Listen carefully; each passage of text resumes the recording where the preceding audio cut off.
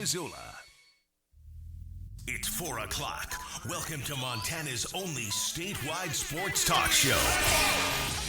Broadcast on 102.9 ESPN Radio for Western Montana and across the state on SWX Television. I like football!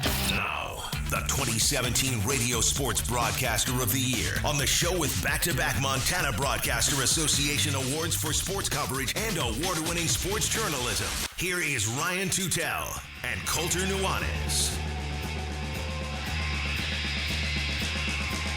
Hello, Montana.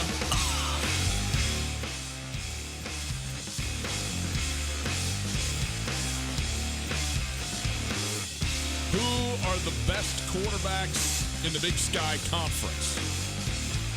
An interesting question. What is the role of leadership at the position of quarterback? An interesting answer from Bobby Hauck.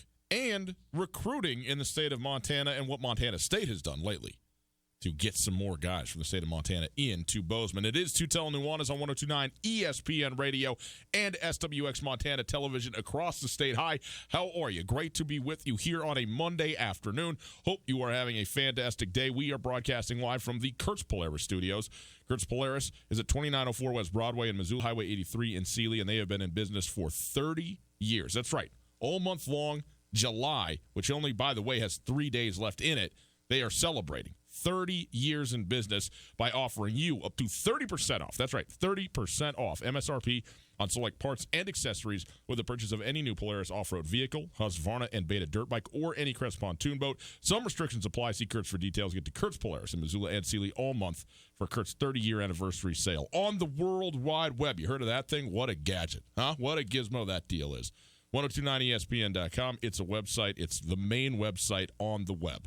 You go there, you get all the things that you need, including this show live via the stream. The stream is available thanks to Opportunity Bank, your local bank, your opportunity. If you want to call, you can, and you're going to need to today because we're going to have some fun. 329-1899, 329-1899, the phone number. All guests join us via the Rangich Brothers RV phone line. First hour of the show, as we do every Monday, is the Montana Football Hour presented by Lithia Ford of Missoula, and we're going to talk today about quarterbacks in the Big Sky Conference at Montana State. The situation set and ready to go is, presumably at the University of Montana.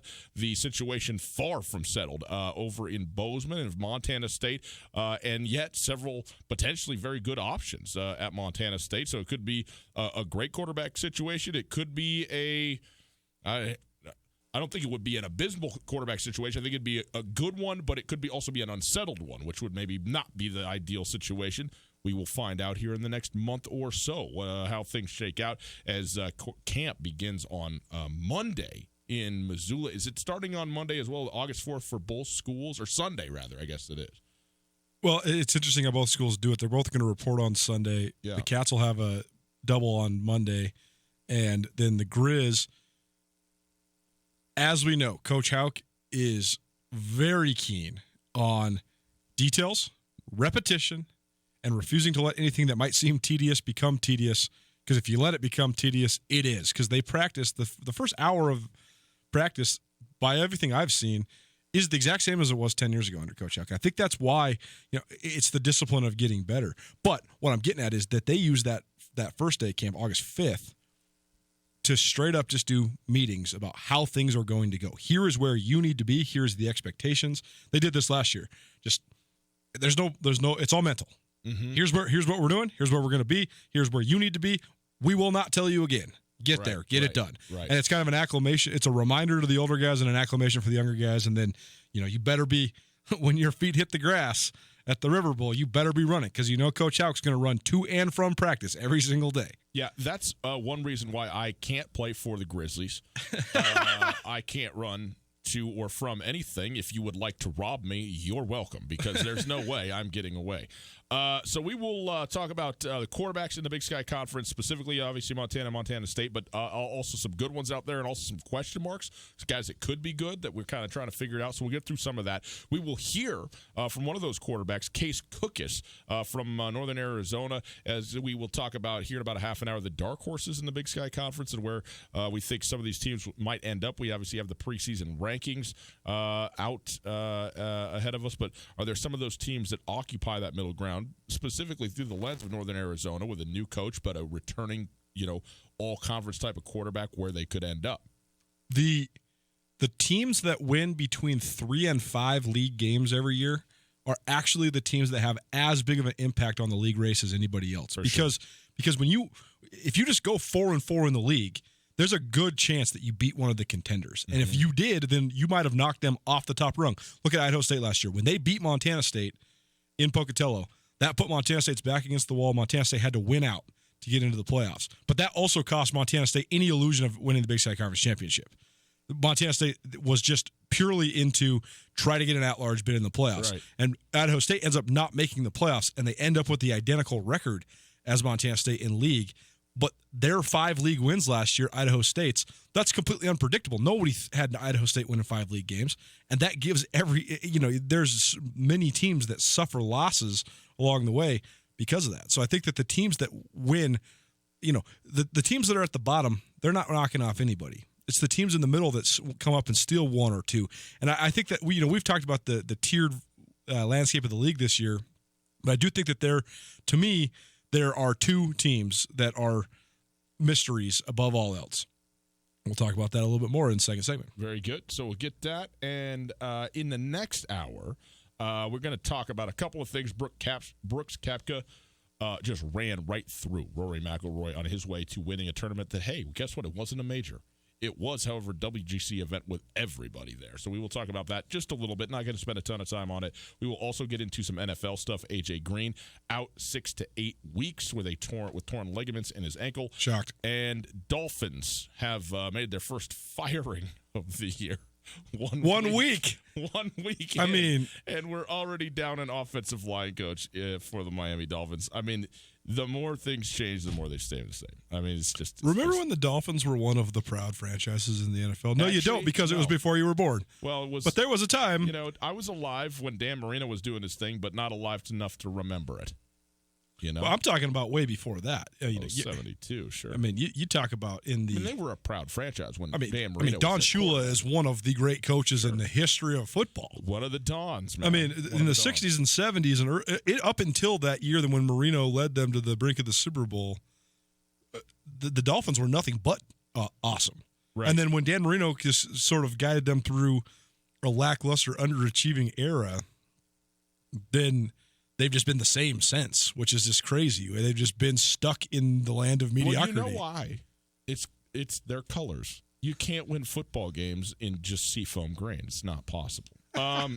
We will do that. Also, this is where we're going to have some fun. Next hour at about 5:30, we are going to start this week. This is going to be fun. Name that tune.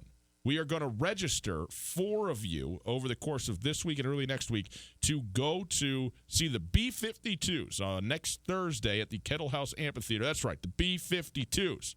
And you can go see that. They were good. They're good, and they started rocking and rolling about the time that the Miami Dolphins did too.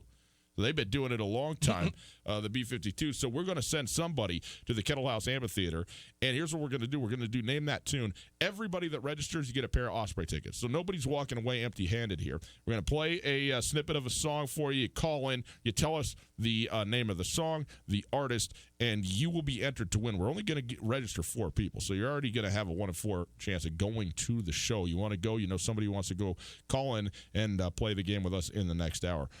Also, it's worth making the PSA, but there is no, I know, please sit down if you're not, there is no Tutel Nuanez Thursday and Friday this week. Coulter and I are on vacation Thursday, Friday this week. Coulter will be back with you Monday. I, in fact, will not be here on Monday. I will be back on Tuesday of next week. But we will do the Name That Tune Monday, Tuesday, Wednesday this week, and then on Monday next week. And then Tuesday we will make the selection and give the tickets away. So we will have some fun with this concert that's coming up. Going to be a good one on Regime Seabrook's list, as he was in here. So this is one he wanted to go to this year, and he's a man who knows some music. And so this is one that I'm with him on. It will be a really fun show at the Kettle House Amphitheater, thanks to Logjam Presents. Last thing, this Wednesday, this will be our 3rd site. Come down and join us at the Desperado, okay? we're going to have free beers. Did you hear that?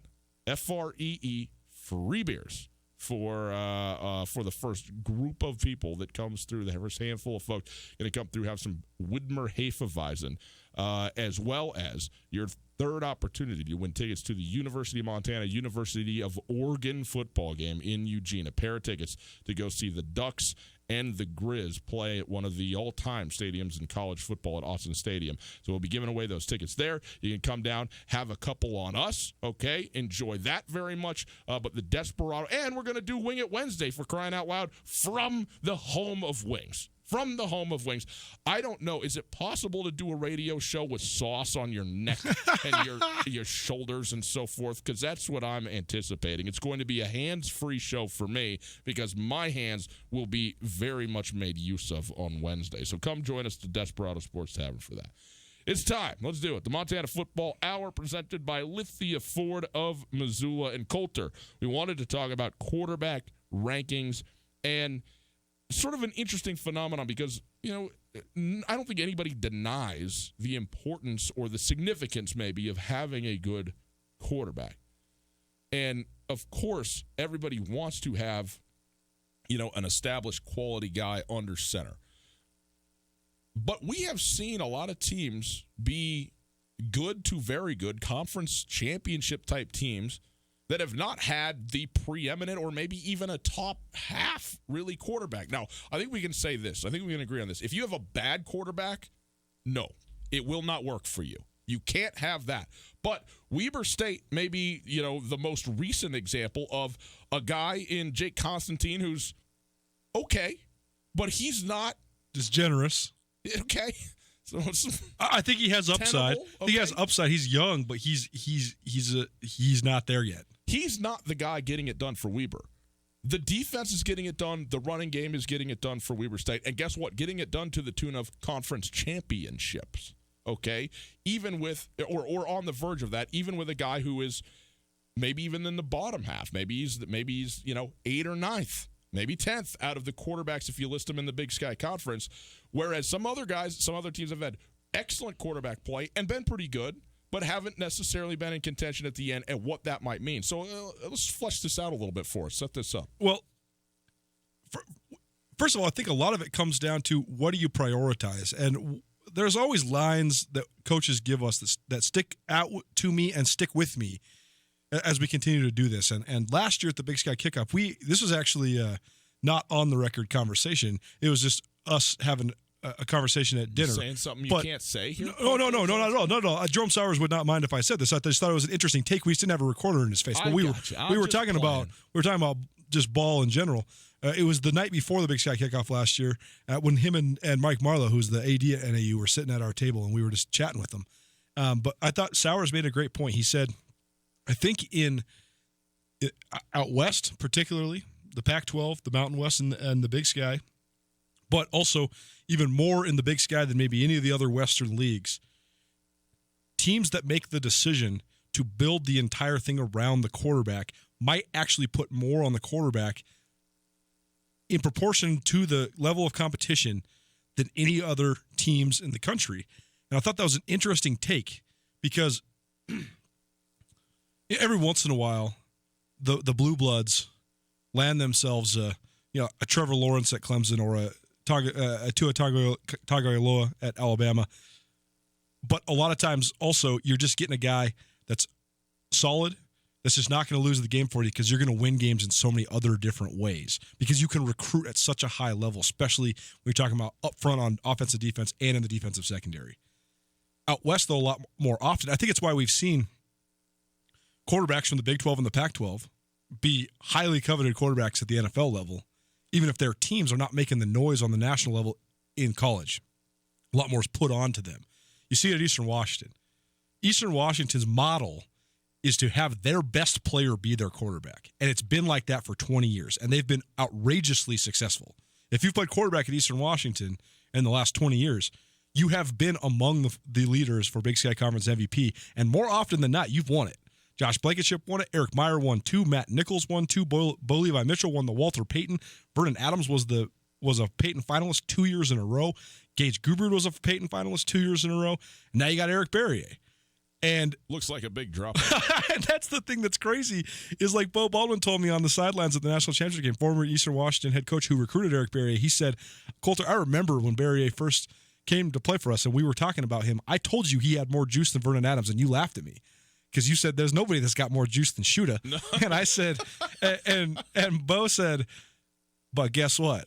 He does. It doesn't that he has a better arm. He doesn't stare down the gun barrel like Vernon Adams did. He can't throw the deep seam like Vernon Adams did.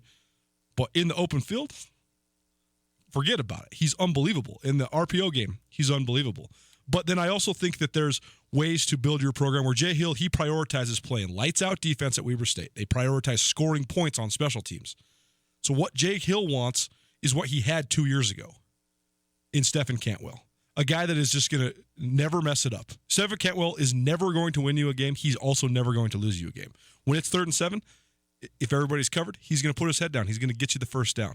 When you're trying to milk the clock, he's going to make the smart decision. He's not going to throw an interception. He's not going to take the risks. So I think it's all kind of about what you want to prioritize as well.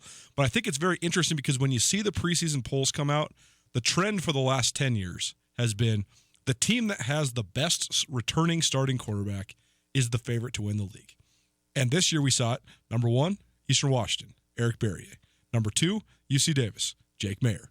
It makes sense. But we've also seen more often than not, with the exception of Eastern Washington, because they're the ones that have this identity and then make it come to fruition.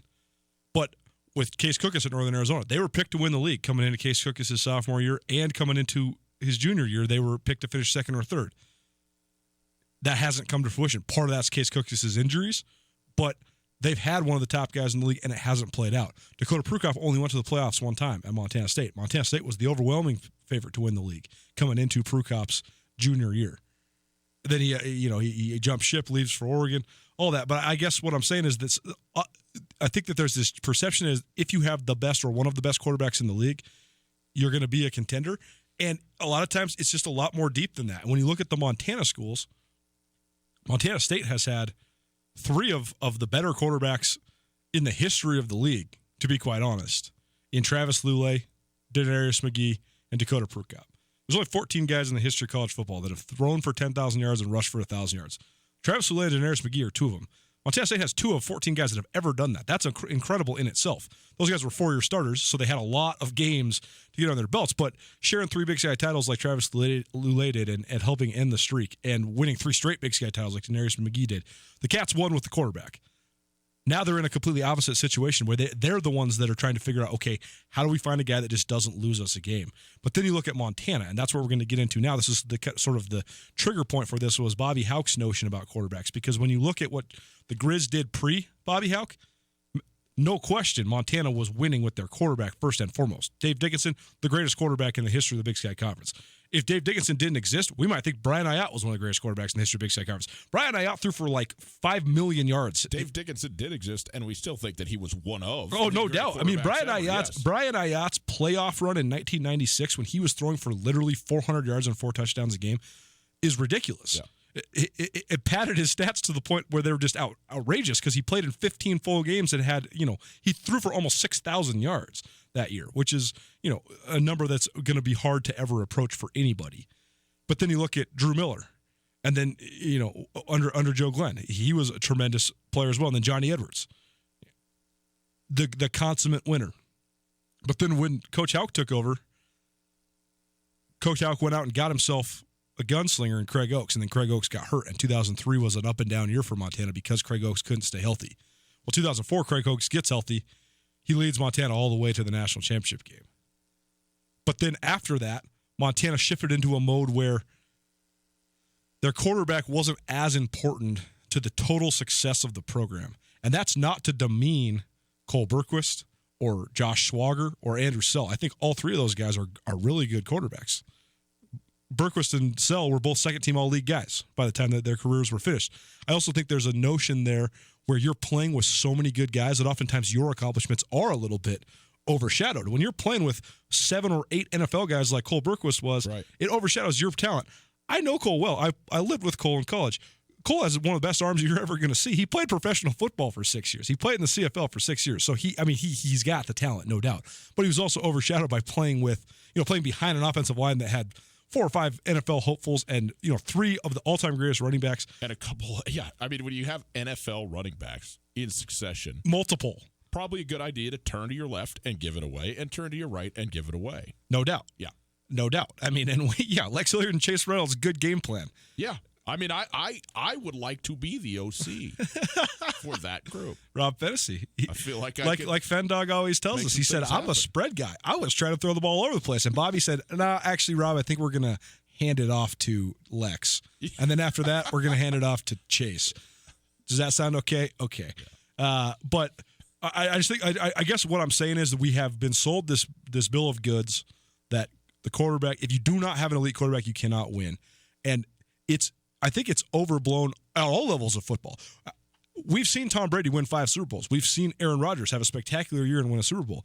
But we've also seen Aaron Rodgers fall short often. We've seen a lot of elite guys fall just short, whereas we've also seen guys that are really nondescript with the exception of the times that they won Super Bowls, guys like Joe Flacco and Trent Dilfer and Brad Johnson and Doug Williams and on down the line, guys that played for elite defenses, played alongside elite defenses, win. And I think that it's just about what decision you want to make. Mm-hmm. So Coach Houck, you asked him a good question just about having a playmaking elite talent at quarterback in Dalton Snead like he does, who's also unquestionably one of the leaders of the team.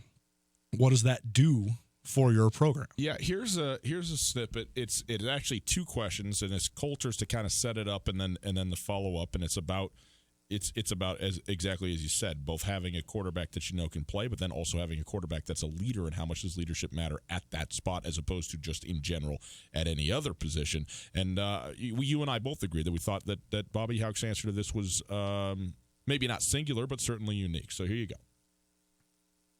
Dalton Snead, a captain as a junior.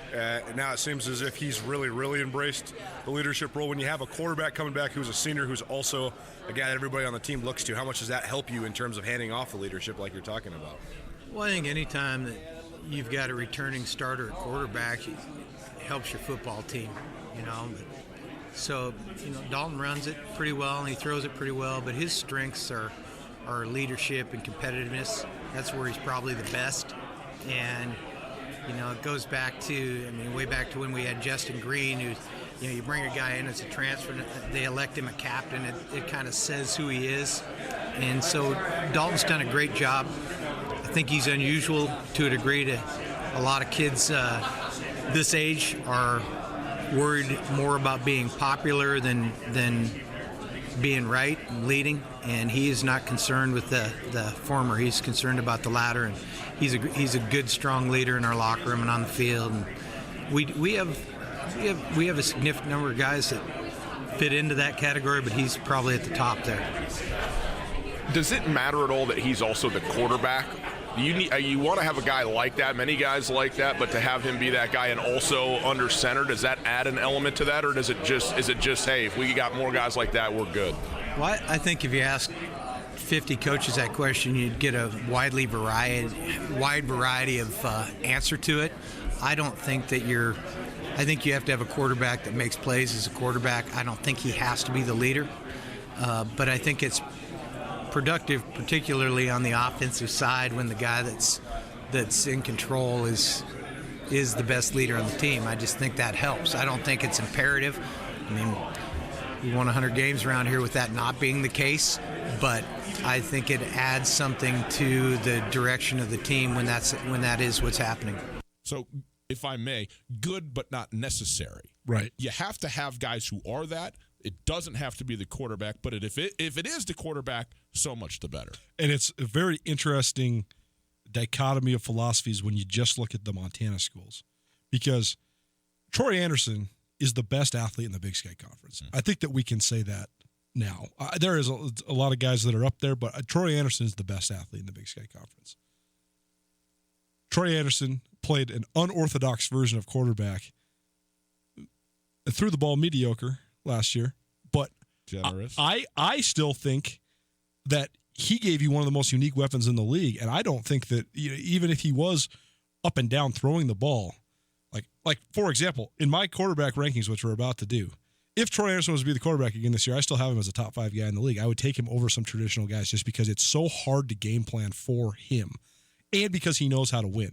But all that aside, make no mistake, Jeff Choate decided to start Troy Anderson at quarterback for no other reason than Jeff Choate puts ultimate priority on what Bobby Hauck was just talking about. He says it's good but not necessary. Jeff Choate says it is the most necessary thing. I have to be able to trust you to get in and out. I have to be able to trust you to get in and out of huddle, to lead with confidence, to have a presence. That's where Tucker Rovig has never been able to really knock down the door. Chris Murray was so electric, so he had so much backing amongst his teammates because he's so spectacular. But he never really had the comfort level of the command either. And that's what, I mean, Jeff Choate loves Troy Anderson for the command that he has of the team. And I think it's interesting that, I guess what I'm saying is, Dalton Snead seems like the perfect quarterback for Jeff Choate, right? And he's also the perfect quarterback for Bobby Hauck, I think. And I think that the styles go hand in hand there. But Jeff Choate would love to have a guy who could throw it and run it like Dalton Snead, who's also a fiery leader, a competitor, and is tough. Yeah, because here's the thing. I think Troy Anderson's leadership at Montana State comes from his skill, like what he does on the field, and his toughness. Totally. Because he played through a lot last year. Right. And was out there and did it and got up. He played the position of linebacker, of running back as a quarterback. And has, tremendous respect from around the league, certainly but he's not a fiery leader in the way that Dalton Snead is. He's not a vocal raw no, guy. He's goes just out and does it, but he does have a presence. Well, he's the ultimate leader by example, right? Right. Because when you can do the things he does, people are going to just follow you because it's so amazing to watch. It's interesting though, because when you look at, since the league expanded, look at some of the teams that have won or shared the league title and the quarterbacks that they had. Andre Brodus at Cal Poly was a solid option quarterback, but he's by no means lighting the world on fire. And Cal Poly shared that league title with Eastern Washington, who at the time had Vernon Adams. You look at Southern Utah; they've had some solid guys. Ammon Olsen is pretty good. Patrick Tyler is pretty good. But these guys are not Walter Payton winning quarterbacks. Keaton Studsrud, at North Dakota, what did North Dakota decide to do? They decided we are going to just play clock ball. We are going to light you up on defense, and we're going to run the ball down your throat and milk the clock to the absolute maximum capacity. Studsrud threw 16 touchdowns his senior year.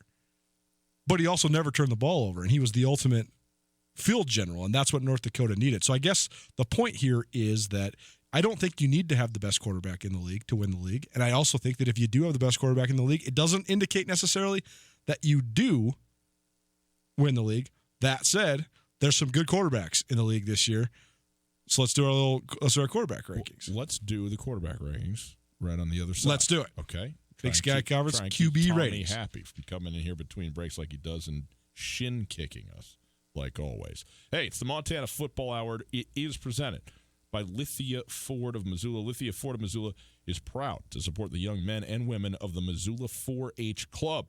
This group of future leaders will be holding a livestock sale at the Missoula Fairgrounds August 10th. You can go check that out. Also, at Lithia Ford of Missoula, the Hurry Up and Save sales event continues, and their customers can enjoy 20% off estimated savings on America's best-selling pickup, the Ford F-150. They can also choose to receive 0% financing for 72 months on the 2019 Ford F-150 for well-qualified buyers. Additionally, these savings are available on the 2019 Ford Escape, Ford Edge, and Ford Expedition. These great deals are running through the 31st of July, so hurry up and save big today. Quarterback rankings as such, and maybe the dark horses of the Big Sky next. Canyon River Golf Club is a must for any golfer in western Montana. Tucked away in a spectacular setting along the Clark Fork River in East Missoula, Canyon River offers one of Montana's best championship golf experiences. And Canyon River is happy to announce their new fleet of golf carts, which include the Shark Experience, an interactive GPS giving dynamic distances and touchscreen interaction to help you play your best. Plus, with Bluetooth, radio, and surround sound, you can enjoy yourself between holes too. Book online at CanyonRiverGolfClub.com. Missoula's best golf, Canyon River. Now, the Montana Club's happy hour features BOGO beverages. Our expertly mixed cocktails, microbrews, domestics, and wine are buy one, get one free 7 days a week from 3 to 5:30. Stop in on Friday for Montini night. Sip on a top shelf martini for only $6, 5:30 to close. When you've worked hard all day and are ready to relax, the Montana Club has got you covered with BOGO happy hour 7 days a week, 3 to 5:30 on Brooks and North Reserve, Missoula. In Western Montana, we know shopping local matters, and you may think you'd pay more for the quality and customer service that comes with it,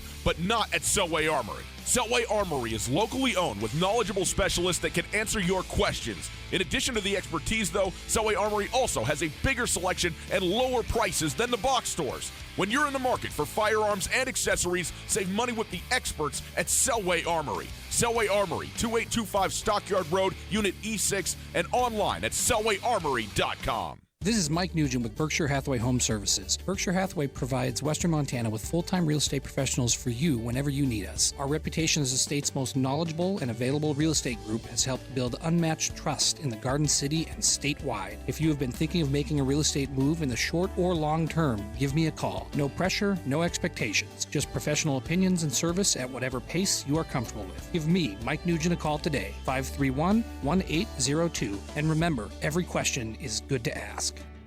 Hey folks, Ryan Tutel here, and I'm with Josh from the Advocates Injury Attorneys. Josh, if our listeners have been injured in an accident, how can you help? We're here to help you after a car accident by negotiating with insurance companies, recovering lost wages if you have any, and even getting you into a rental car if you need one. Call us today for a free consultation, and we'll get started helping you right away. If you need help, get a hold of the Advocates. Call Josh at 640-4444 or online at montanaadvocates.com. You deserve an advocate. ESPN Missoula Sports Center. Good afternoon, Ryan Tutel, Colton Nuanez. Here is some sports news for you. After coming up one game shy of the first half Pioneer League North title, the Missoula Ospreys stumbled in the first three games of the second half. The O's are now 1-2 after falling 9-2 to the Billings Mustangs at home Sunday night. The visitors scored 4 runs in the second inning to take a lead they would not relinquish. The Mustangs pounded 14 hits and 7 players drove in runs to push Missoula's overall record to 21-20. The Osprey hit the road for a 3-game set at Idaho Falls beginning tonight. First pitch is at 7:15 and can be heard right here on 102.9 ESPN Radio. A new midseason re-ranking of each professional club's prospect lists have Missoula shortstop Leover Peguero ranked 16th among all Diamondback prospects. Arizona acquired Peguero as an international free agent in 2017, and he boasts a .372 batting average in 32 games for the Osprey. After signing with Arizona in 2017 when he was just 16 years old, Peguero began his play in the Dominican Summer League the following season. After hitting just .197 in 19 games in the Arizona League in 2018, Peguero has thrived in rookie advanced ball this season with 45 hits in just 32 games.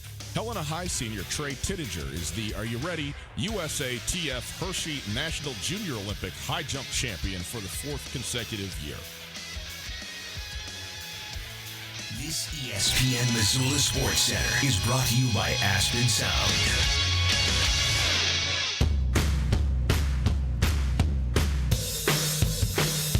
Tittinger cleared 6 feet 10 3/4 in Sacramento on Sunday. It's impressive. High. His story is a fascinating one to me because he set the Montana all-class record when he was 14 years old, and he was the best high jumper ever when he was 14. I mean, he set the national 14 and under high jump record. He has the top high jump in the history of America when he's 14 years old. For 13 to 14-year-olds. His marks are the same. It's very interesting to me that he hit such a peak so early on. I mean, when you're still going 6'11" and so far, I mean, he had 7.1.5 on the bar for his final jump, and he almost cleared it. Mm-hmm. That's elite. There's no doubt. It's elite for a high school kid. There's no doubt. It's just very interesting to me that he was transcendently good at such a young age, and he hasn't gone below it. He's a 6'10" guy every time out, and he flirts with 7 feet often. It's amazing. But you think when you have a 6'10.5" baseline when you're 14, by the time you're 18, you got 7 feet. You got 7 feet, 7'3", 7 whatever. It's interesting story, but it's also crazy how many elite high jumpers there are right now in Montana. You know what I call 6'10"? What's that? High jump bar? The only one that I can get under correctly for what's that game that you play? Limbo. For the limbo. Yeah, that's it. It's Tutel Nuanez, 102.9 ESPN Radio. Great to be with you. We're broadcasting live from the Kurtz Polaris Studios. Kurtz Polaris at 2904 West Broadway in Missoula and Highway 83 in Sealy. And now, this month, July, celebrating 30 years in business, their 30th birthday. They're celebrating by offering you 30% off. That's right, up to 30% off MSRP on select parts and accessories, whether you purchase of any new Polaris off-road vehicle, Husqvarna and Beta dirt bike, or any Crest pontoon boat. Some restrictions apply. See Kurtz for details. Get to Kurtz for their 30-year anniversary sale. It is the Montana Football Hour. We continue in it, and we wanted to rank the quarterbacks in the Big Sky Conference. Coulter, not necessarily rank them, but just, we kind of power rank them. And we have a list here of not an exhaustive list, not even a list, of every team. In fact, some teams we don't even, Southern Utah, who knows who their quarterback's going to be? Right. Montana State. Who knows who their quarterback's going to be? So we could go through some of these, but there's some guys. Look, Jake Mayer returns. He is not merely the all-conference preseason quarterback. He's the all-conference offensive MVP coming into this season. So he is the class of this group, as well as presumably Case Cookus, who was at one point that guy who has been derailed by injuries, but talent-wise, skill-wise, certainly if he's out there, a guy who is one of the outstanding quarterbacks in the Big Sky Conference. Eric Barrier, what he showed last year, Dalton Sneed, is in the conversation, and maybe a few others as well. For my money, and Troy Anderson, frankly, if you're going to include him. For my money, I think that Jake Mayer is the most cerebral quarterback in the league. I think UC Davis runs the most complex scheme. I think Case Cookus has the most arm talent in the league. I think Dalton Sneed is the toughest quarterback in the league. If Troy Anderson's not playing quarterback, I think those two guys are neck and neck as far as toughness goes. Oh, man. Both these guys have taken some licks. Troy because he's just a straight runner. And Dalton because he is a runner, but as much out of necessity as out of something that he would do naturally, and he will run naturally. But I saw Dalton Sneed take some licks, and I was like, Cam Humphrey, let's get ready to go. And he just back to the huddle. Amazing. The UC Davis game last year where he broke free on that run towards the end of the game. Hurdled the guy. Oh. Man, that's in retrospect, it's all everything's 20/20 in hindsight. But he threw a pick on the next play. They should have took him out of the game. He got destroyed. Yeah. But he's still in there. He never came out of the game, even for a snap. So testament to him. And that's part of that leadership, right? All that said, I think all those guys share elite traits. But for my money, Eric Barrier is my number one guy in the Big Sky Conference. And people would say that's crazy when Jake Mayer is not only the preseason player of the year in the league, but he's the reigning player of the year. He was the Big Sky Offensive Player of the Year a year ago. Case Cookus has been a national award winner. He was the National Freshman of the Year, and when he is at his best, he's a top level talent. He's an FBS type talent. But to me, when you run the run pass option and you can run it to the efficiency that Eric Barrier can, and now that Aaron Best has put his stamp on the offense for Eastern Washington, and they're running the ball as prevalently and efficiently and powerfully as they are, when you're running for 280 yards a game, and then you can run the RPO, and you have an RPO quarterback like Eric Barrier, and he can pull the ball like he was in their playoff run. Eric Barrier, if he can harness the momentum he gained during last season, his first start, Eastern Washington hung 55 points against Southern Utah. His second start, they did not score a touchdown against Weber State. He was all out of sorts. He was completely in a state of disarray. He had no idea what Weber was doing coverage-wise. He looked like he was overwhelmed. And then he was pretty good the next couple games. And then all of a sudden, as it started to roll, he went off against Portland State in the season finale. And then, boom, into the playoffs. And now he's going crazy. And against Maine, it was one of the great offensive performances I've honestly ever seen. He shredded Maine. And I thought to myself, how does Eastern do it? How do they keep getting dudes that are not only just on par with the tradition, but in certain ways even more hard to defend? And I think Barrier is the hardest guy to defend that they've ever had because of his quick decision-making, his quick release, the fact that he can throw the ball on a rope, and the fact that he is so athletic and elusive. So I would put him number one. I would put Jake Mayer and Case Cookus 2A and 2B. to me, the most interesting part about that is that you wonder, say they could both have Tim Plow as their offensive coordinator, then who would be better? I'm not sure, because Plow is the common denominator between those two guys. And when Plow's calling the offense, I think Tim Plow is the best offensive coordinator of the Big Sky Conference. This is the exact point, one of them, that I wanted to touch on, because I'm going to disagree with you, and I'm going to say that Jake Mayer is the best quarterback in the Big Sky Conference. I think that's fair. But I'm also going to say that we talked a lot on this show about fit from a coaching standpoint, but fit matters really for everything, and it's maybe most obvious for quarterback. You said Jake Mayer is the most cerebral quarterback in the Big Sky Conference. Well, guess what? To attend UC Davis and play in Tim Plow's offense, you better be. With Dan Hawkins as your coach. With Dan Hawkins. No doubt. So if, let's put it like this, if the skill set is one assessment of a quarterback and the things that he can do, Eric Barriere may well be the guy. But if playing the quarterback in a system, which is what you do have to do, is the barometer of this at some level, then I think Jake Mayer can't be better suited. And if you threw Eric Barriere in that system, or Case Cook is in that system at UC Davis, they would probably be great. They would probably thrive, but would it be to the same level that Jake Mayer is able to take them because of the mental aspect of it? And I mean, you don't have to look far, 12 in New England, to see what a brain, a properly oriented, it's not about smarts per se, right? This is about the quickness and ability to assess and decision make and execute in the moment and under fire. And those are the things that it seems like Jake Mayer brings to the table, in addition to, the ability to play, which I'm not saying these other guys don't, but you certainly have to have that in that system, in that place, and he's got it. Well, to contrast that, Tim Plow's offense when Case Cook was the quarterback was largely different than what it is with Jake Mayer as the quarterback as well. Jake Mayer's making a ton of pre-snap and post-snap decisions. There's a lot of West Coast elements to it. There's a lot of varying tempos, not just up-tempo. NAU, they were running a lot of RPO stuff because Cookus is so good at dropping it in the bucket. And when there was so much more than just Case Cookus getting hurt that's gone on at NAU the last couple of years. Tim Plow leaving, that was an impactful thing for a lot of the star players at NAU.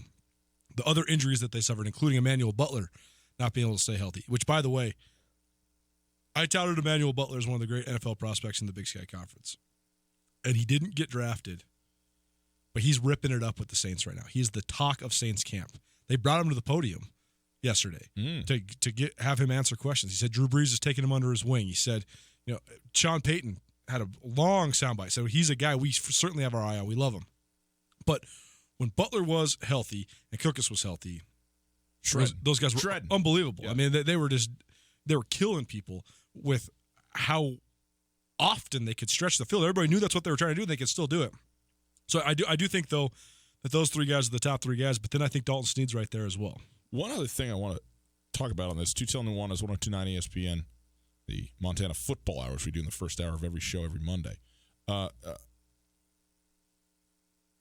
I've tried to figure out which is right, and I finally decided that it's not an either-or situation. It's a dependent, but it could be both. One is a coach takes over a football team, and the coach prior to him is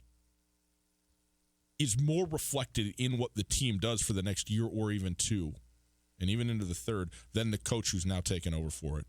Or the day the coach takes over for the football team, that's their team, and they do the thing. Here's what I'm saying. Brady Hoke at Michigan, 3-8, I think, his last season before he gets fired, and Jim Harbaugh comes in as a reclamation project, and all these guys, they're not even Big Ten types of athletes and this and that and the other, wins 9 games. Jim Harbaugh said, no, we're doing this right away, right here, right now with these guys. This was his team. Other guys, the effects, good and or bad, last much longer. When we talked to Aaron Best, the Big Sky Conference kickoff, because you asked the question, he just keeps stacking up, lining up quarterbacks. He goes, man, look, I didn't recruit Eric Barriere. I'm an offensive line coach. What would I be doing here doing this? Where do these guys come from? Well, Bo Baldwin and his staff brought them in. Aaron Best deserves a ton of credit because they went to the national championship game with a guy who wasn't even the starter for the football team, playing football in a different way. But what I am curious to see is, can the lineage continue when it is now Aaron Best's recruiting job to get that next guy up? Because that isn't. Eric Barriere was a gift in a lot of ways, to the now departed Beau Baldwin for the Pac-12. Absolutely. And, Paul Wolf before Beau Baldwin. I mean, that was, and Mike Kramer before that. I mean, there's been 3 straight great coaches that recruited great quarterbacks, and can Aaron Best keep it going? And certainly, this is not a knock against Aaron Best at all, but it is, to me, a reflect. I mean, he said this directly to us. I had no hand in bringing Eric Barriere to Eastern Washington. No doubt. But they have formed such an unbelievable portfolio of production and consistency. Yes. You can sell that, right? I mean, you just walk in the guy's house and hand him Dave Cook's stat pack. Yeah.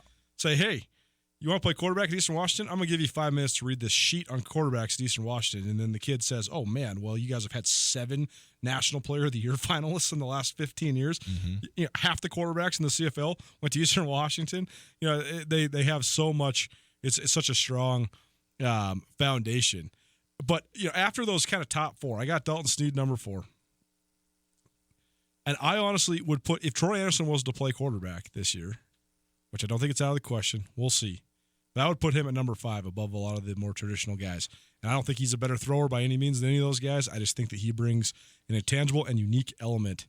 But I think that's here nor there, because I don't think it's impossible that Troy Anderson is a full-time quarterback at Montana State this year, but I don't think it's likely. But after that, I think that there's some other pretty talented guys that play for some of the lesser notable teams, and those 3 guys are Kevin Thompson at Sac State. We saw that here in Missoula when he was pretty darn good. But just one thing to note quickly. Yep. The top 5 teams in the Big Sky Conference, 4 of them are 4 of what we are calling the top 5 quarterbacks.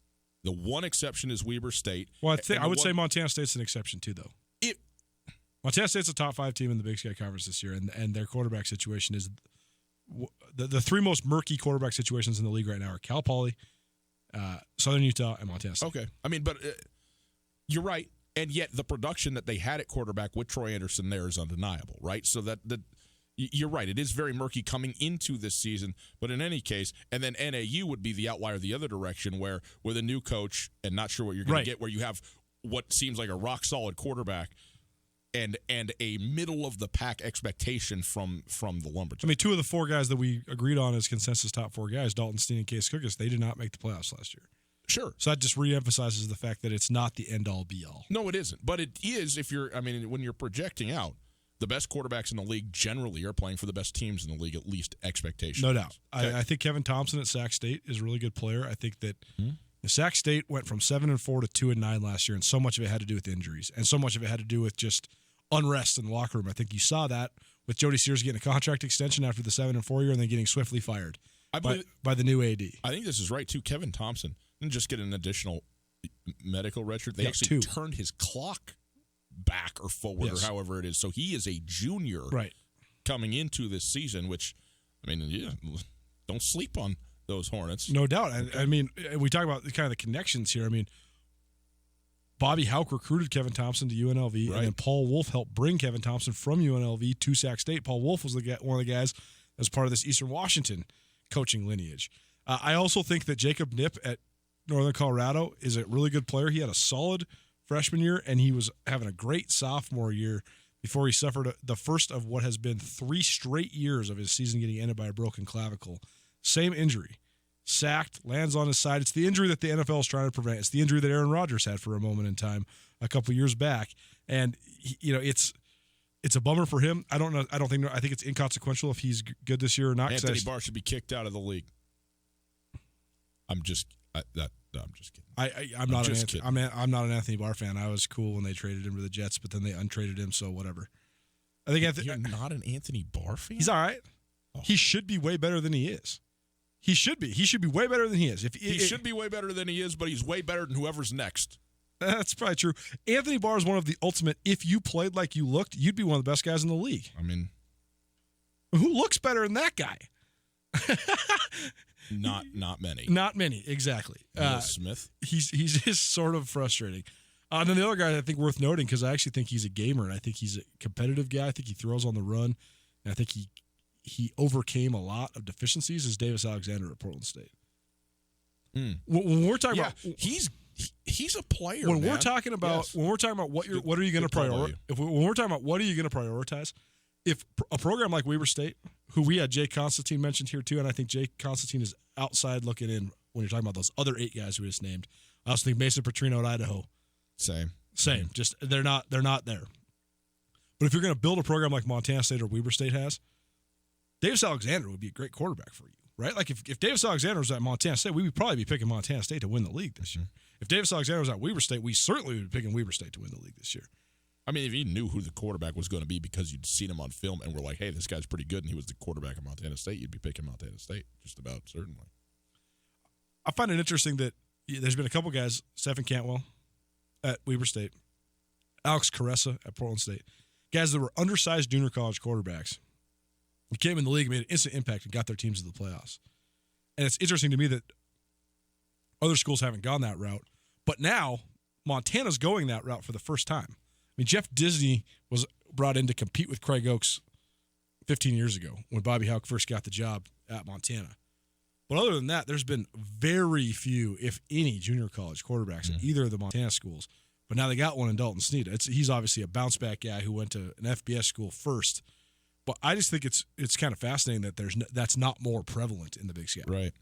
Stu Tell Nuanez, 102.9 ESPN Radio, the Montana Football Hour. Quickly, for our friends up in Canada, Brendan, our boy, is listening up there. He says, by the way, just so you know, Travis Lulay, 81 starts in the CFL, threw for 21,000 and change passing yards, 33rd all-time CFL history. Travis Lulay, one of our upcoming inductees to the Montana Football Hall of Fame, so we'll have to make the rounds, get him on the show. Great dude. He's I love talking to Travis, love catching up with him every time he's around. Quick break, we'll come back. What's going on in the recruiting trail in the state of Montana? Tell you next. Alpine Touch has been providing you with the distinct seasonings you know and love for decades. Now, Alpine Touch has something to help you unleash the freshness of all the delicious flavors you need to spice up any meal. Check out Alpine Touch's new coarse grinds, unleashing the fresh taste of the garlic pepper or all-purpose seasonings to please any nose or taste bud. Coarse grinds can be purchased by the pound at retail locations around the state or at alpinetouch.com. Use the code ESPN10 at checkout to get 10% off any online order. Alpine Touch, Montana's special spice.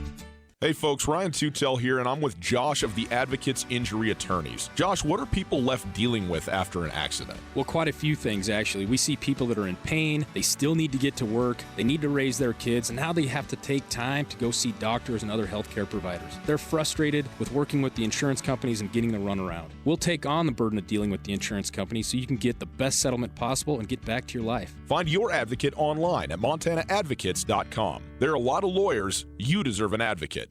No matter how far you may go, there's always one just down the road. Town Pump, ooh, pump it up, pump it up. Summer is more fun with a cold beverage at your side. Stop into Town Pump and pick up refreshing Pepsi and Coke products, 12 packs for only $4.99. Complete your picnic with Calypso Lemonade, 2 for $3.33. Well stocked and ready for you. Town Pump. Town Pump, right down the road. Pump it up, oh yeah.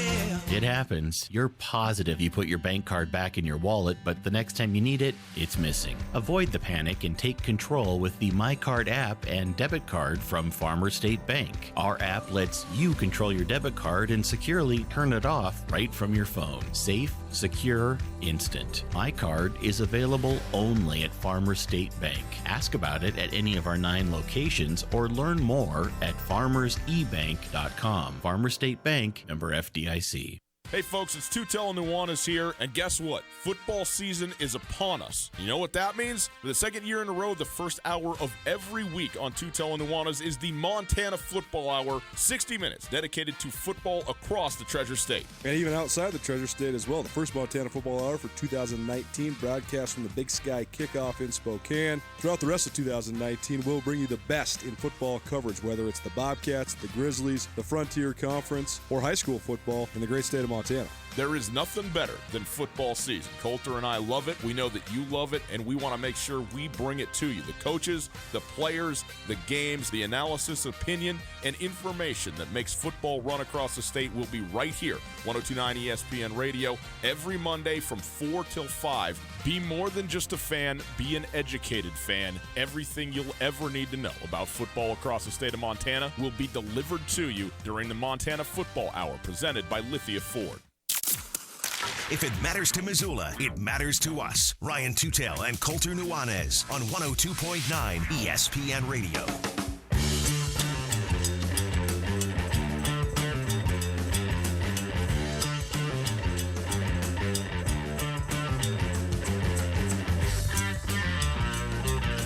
Hey, Tutel Nuanez, 102.9 ESPN Radio.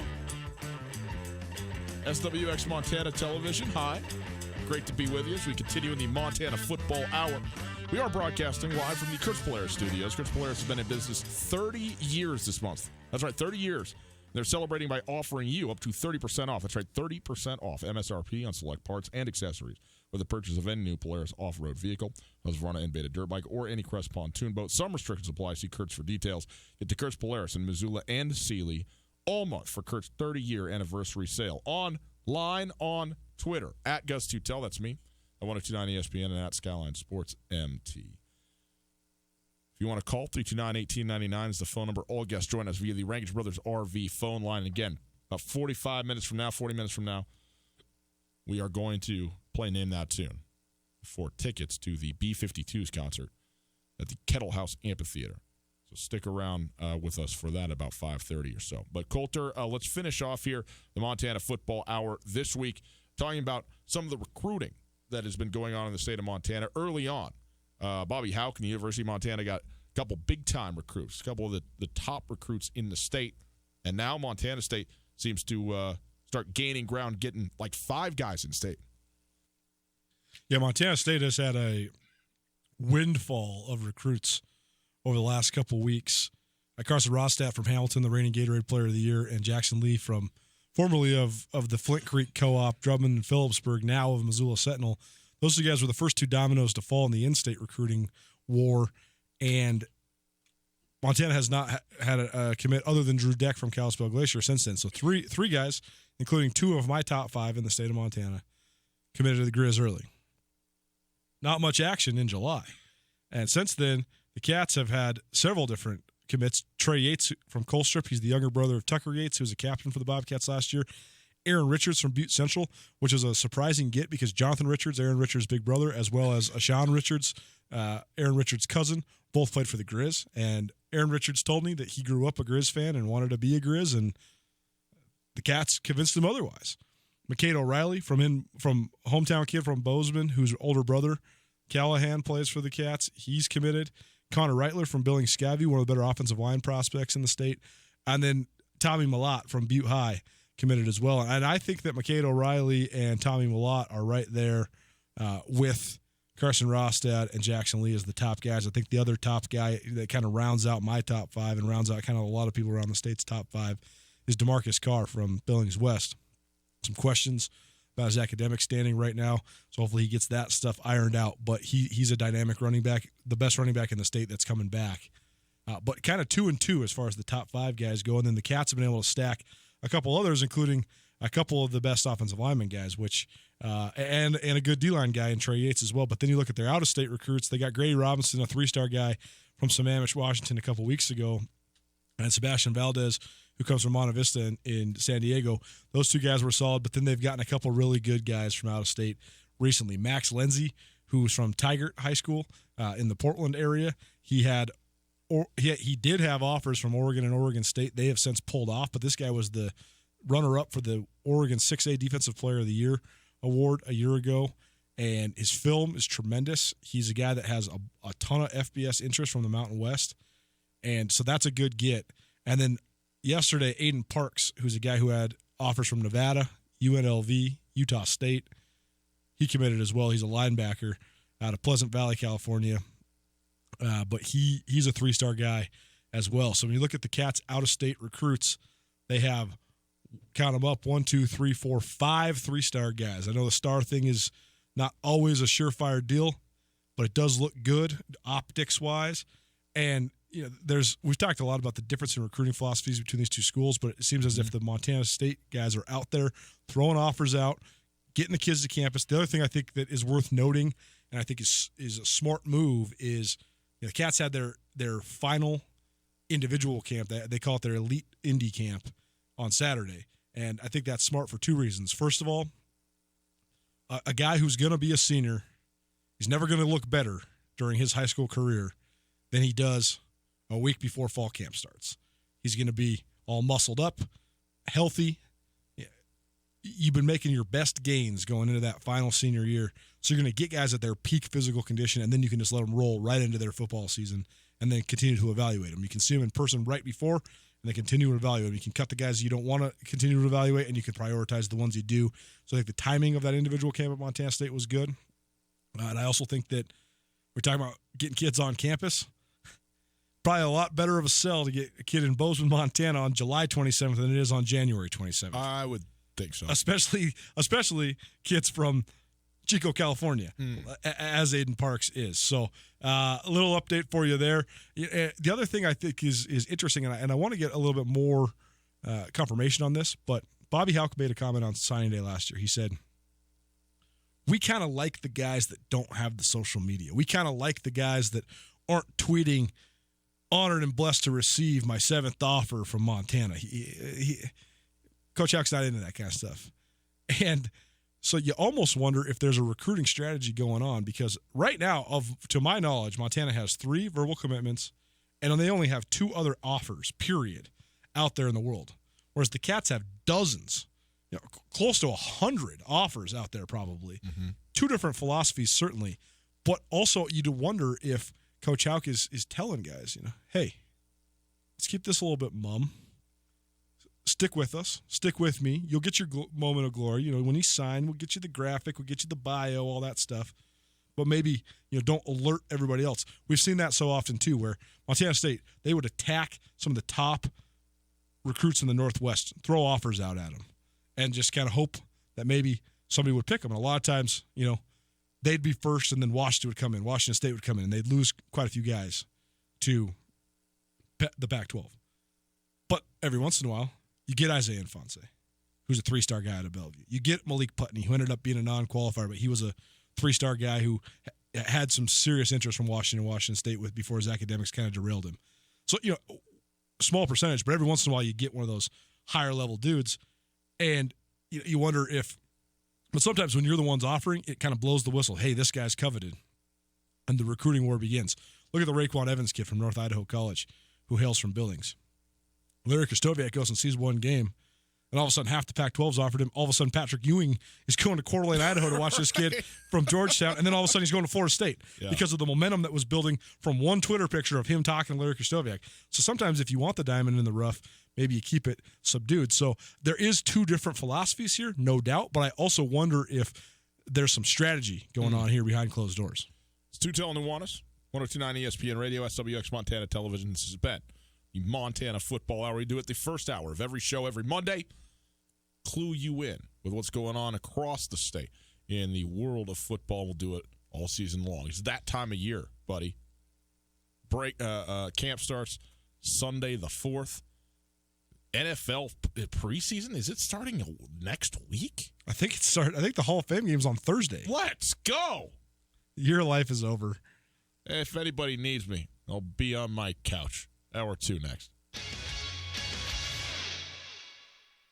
Canyon River Golf Club is a must for any golfer in western Montana. Tucked away in a spectacular setting along the Clark Fork River in East Missoula, Canyon River offers one of Montana's best championship golf experiences. And Canyon River is happy to announce their new fleet of golf carts, which include the Shark Experience, an interactive GPS giving dynamic distances and touchscreen interaction to help you play your best. Plus, with Bluetooth, radio, and surround sound, you can enjoy yourself between holes too. Book online at CanyonRiverGolfClub.com. Missoula's best golf, Canyon River.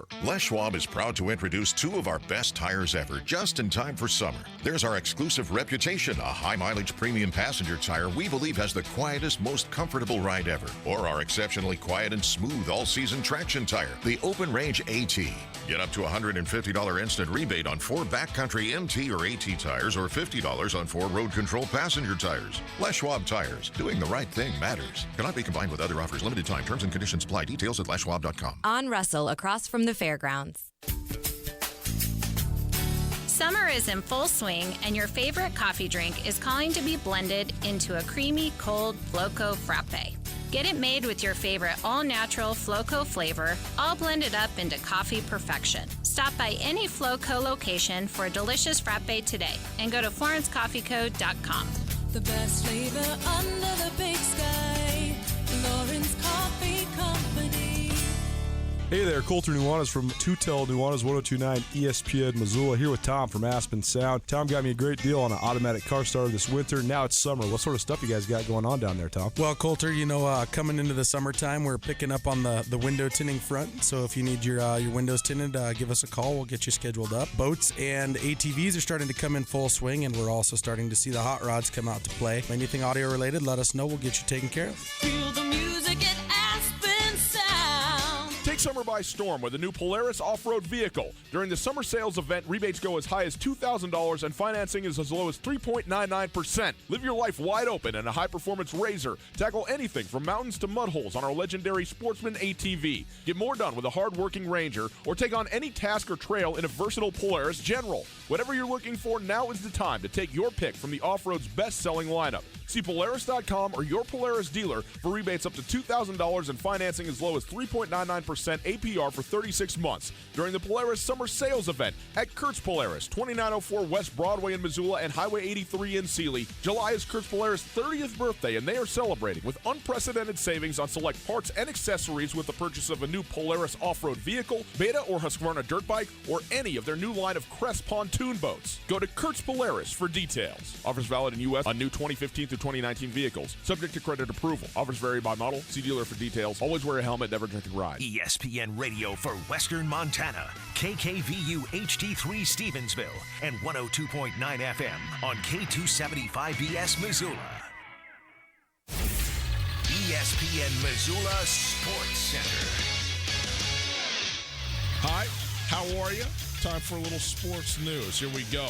After coming up with one game shy in the first half Pioneer League North title, the Missoula Ospreys stumbled in the first 3 games of the second half. The O's are now 1-2 after falling 9-2 for the Billings Mustangs at home on Sunday night. The visitors scored 4 runs in the second inning to take a lead they would not relinquish. The Mustangs also pounded 14 hits with 7 players driving in runs to push Missoula's overall record to 21-20. The Osprey hit the road for a 3-game set at Idaho Falls beginning tonight. First pitch is at 7:15. It can be heard right here on 102.9 ESPN. Not ESPN.com and MILB.com and 102.9 ESPN Radio. There we go. That's a lot of them. A new midseason minor league baseball re-ranking of each professional club's prospect list has Missoula Osprey shortstop Leover Peguero ranked as the 16th overall prospect in the Diamondbacks organization. Arizona acquired Peguero as an international free agent in 2017. He boasts a .372 batting average in 32 games. After signing with the O's in 2017 when he was just 16, Peguero played in the Dominican Summer League the following season. After hitting just .197 in 19 games in the Arizona League, Peguero has thrived in rookie advanced ball this season with 45 hits in 32 games.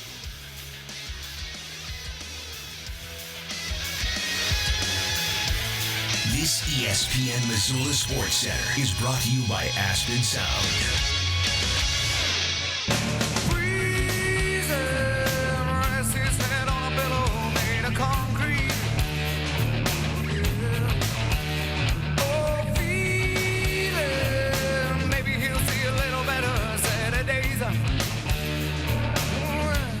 Is Le'Veon Bell going to be good this year? Jets? Could be. It's Tutel Nuanez, 102.9 ESPN Radio. We are broadcasting live from the Kurtz Polaris studios. Kurtz Polaris at 2904 West Broadway in Missoula, Highway 83 in Sealy. They've been in business 30 years this month. That's right, 30 years this month of July. They're celebrating by offering you up to 30% off MSRP on select parts and accessories with the purchase of any new Polaris off-road vehicle, Husqvarna and Beta dirt bike, or any Crest pontoon boat. Some restrictions apply. See Kurtz for details. To Kurtz Polaris, Missoula and Sealy all month with Kurt's 30-year anniversary sale. If you missed anything in the first hour, it's the Montana Football Hour, what we do the first hour of every single Monday show. Football in the state of Montana. It is available on the podcast. The podcast is available, well, wherever you get your podcasts. Just check out the Tutel Nuanez podcast. It's there thanks to the Wingate by Wyndham Hotel. Coulter, few things to run through here at the top of the hour. First of all, again, about 20 minutes from now, we will get our first entrant for tickets to go see the B-52s next week at the Kettle House Amphitheater, and we're going to name that tune. You're going to call in. We're going to play a little snippet of a song for you. You call in. You let us know. Now, if you call in and you get it right, you're getting tickets to an upcoming Osprey baseball game. Okay, that's just in the bag for you. Then you will be one of 4 registrants to be qualified to win tickets, which we will pick out of a hat next Tuesday to go to the B-52. So we're going to have a little fun coming up here in about 20 minutes from now. Do that. I want to remind everybody, Wednesday from 4 to 6, come join us at the Desperado Sports Tavern. We will be down there broadcasting live, our 3rd remote broadcast.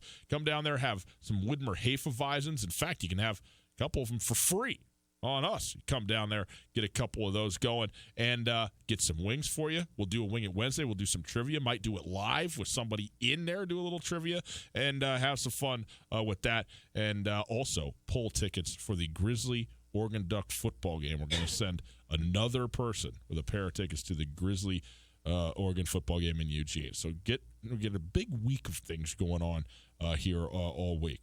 But Coulter, we wanted to hit on a couple of topics here just quickly. First of all, yesterday, the World Golf Championship, which is not a major, but it is one of the big tournaments in the PGA Tour, and Brooks Koepka was in a final pairing with Rory McIlroy. Isn't this what we wanted to see at a major, right? Was like Brooks Koepka and Rory McIlroy paired together. Jordan Spieth and Dustin Johnson paired together. We finally got it, and it was unfortunately a snoozer because Brooks Koepka is just better than everybody and just boat raced Rory McIlroy, who could not get on pace. I think McIlroy ended up shooting at or near even par. He made like 12 straight pars, which, believe me, I'd be doing backflips for joy if I could pull something like that off. But Brooks Koepka, I think, shot a 65 yesterday, won by 3 strokes, 16 under.